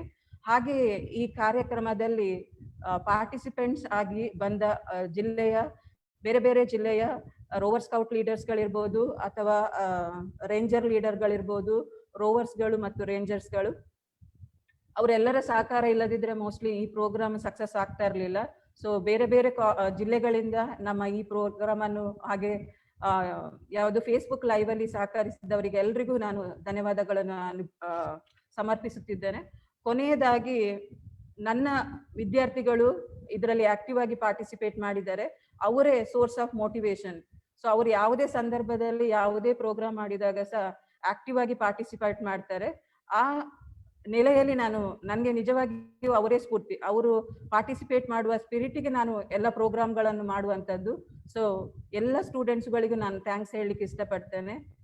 ಅವರ ಸಂಪೂರ್ಣ ಸಹಕಾರ. ಯಾಕಂದ್ರೆ ನಮ್ಮ ಕಾಲೇಜಲ್ಲಿ ರೇಂಜರ್ಸ್ ವಿಭಾಗ ಸ್ಟಾರ್ಟ್ ಆಗಿ 3 ವರ್ಷ ಆದದಷ್ಟೇ. ಪ್ರಥಮ ವರ್ಷ ಅಂದ್ರೆ 2 ವರ್ಷದ ಹಿಂದೆ 11 ಸ್ಟೂಡೆಂಟ್ಸ್ಗಳು ಅವರು ಎಕ್ಸಲೆಂಟ್ ಆಗಿ ಜಿಲ್ಲೆಯಲ್ಲಿ ಕಾರ್ಯನಿರ್ವಹಿಸಿದ್ದಾರೆ. ನಾವು ಕೋವಿಡ್ ಸಂದರ್ಭದಲ್ಲಿ SSLC ಪರೀಕ್ಷಾ ಕೇಂದ್ರದಲ್ಲಿ ಕೆಲಸ ಮಾಡಿದ್ದಾರೆ ವಾರಿಯರ್ಸ್ ಆಗಿ. ಈವನ್ PUC ಪರೀಕ್ಷಾ ಕೇಂದ್ರದಲ್ಲಿ ಸಹ ಸರ್ವಿಸ್ ಆಗಿ ಮಾಡಿದ್ದಾರೆ. ಈವನ್ ರಾಜ್ಯ ಅಥವಾ ರಾಷ್ಟ್ರ ಮಟ್ಟದ ಎಲ್ಲ ವೆಬಿನಾರ್ಗಳನ್ನು ಅಟೆಂಡ್ ಆಗಿದ್ದಾರೆ. ಹಾಗೆ ಈಗ ನಡೆಯುತ್ತಿರುವ 100 ಇಯರ್ಸ್ ಸೆಂಟಿನರಿ ಸೆಲೆಬ್ರೇಷನ್ ಅಲ್ಲಿ ನಮ್ಮ ಒಂದು ಹುಡುಗಿ ಸೆಮಿ ಫೈನಲಿಸ್ಟ್ಗೆ ದಿಶಾ ಬಿ ಶೆಟ್ಟಿ ಅನ್ನುವ ಹುಡುಗಿ ಸೆಮಿ ಫೈನಲಿಸ್ಟ್ ಆಗಿದ್ದಾಳೆ ಅನ್ನುವಂಥದ್ದು ಹೆಮ್ಮೆ. ಸೊ ಅವರೆಲ್ಲರ ಮೋಟಿವೇಶನ್, ಯಾಕಂದ್ರೆ ಅವರು ನಮ್ಮ ಜೊತೆ ಇಲ್ಲದೆ ಇದ್ರೆ ಲೀಡರ್ಸ್ ಗಳಿಗೆ ಏನು ಮಾಡ್ಲಿಕ್ಕೆ ಆಗುದಿಲ್ಲ.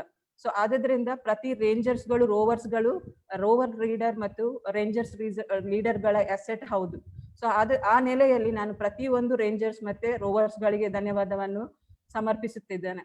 ಕೊನೆಯದಾಗಿ ನನ್ನ ಆಫೀಸ್ ಸಿಬ್ಬಂದಿಗಳಾಗಿರ್ಬೋದು, ನನ್ನ ಎಲ್ಲ ಕೆಲಸಗಳಿಗೆ ಸಹಾಯ ಮಾಡಿದವರು, ಅವರೆಲ್ಲರಿಗೂ ಸಹ ಕೃತಜ್ಞತೆಯನ್ನು ಅರ್ಪಿಸ್ತಾ ಇದ್ದೇನೆ. ಸೊ ಕೊನೆಯದಾಗಿ ಪರೋಕ್ಷವಾಗಿ ಸಹಕರಿಸಿದ ಎಲ್ಲರಿಗೂ ಸಹ ನಾನು ಧನ್ಯವಾದವನ್ನು ಸಮರ್ಪಿಸುತ್ತಿದ್ದೇವೆ. Dear participant, please note that the feedback link is already shared in a chat box. Please fill the feedback form. Thank you. ಇದೀಗ ನಮ್ಮ ಕಾರ್ಯಕ್ರಮವನ್ನು ನ್ಯಾಷನಲ್ ಆಂಥಮ್ ಮೂಲಕ ಮುಗಿಸ್ತಾ ಇದ್ದೇವೆ.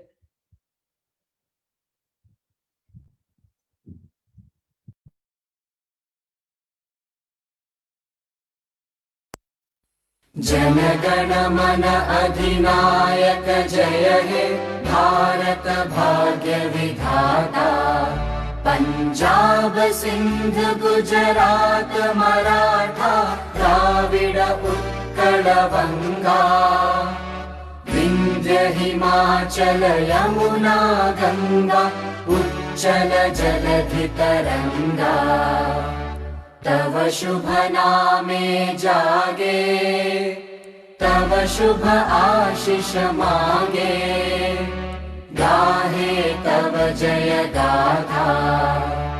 जन गण मंगलदायक जय हे भारत भाग्य विधाता, जय हे जय हे जय हे जय जय जय जय हे।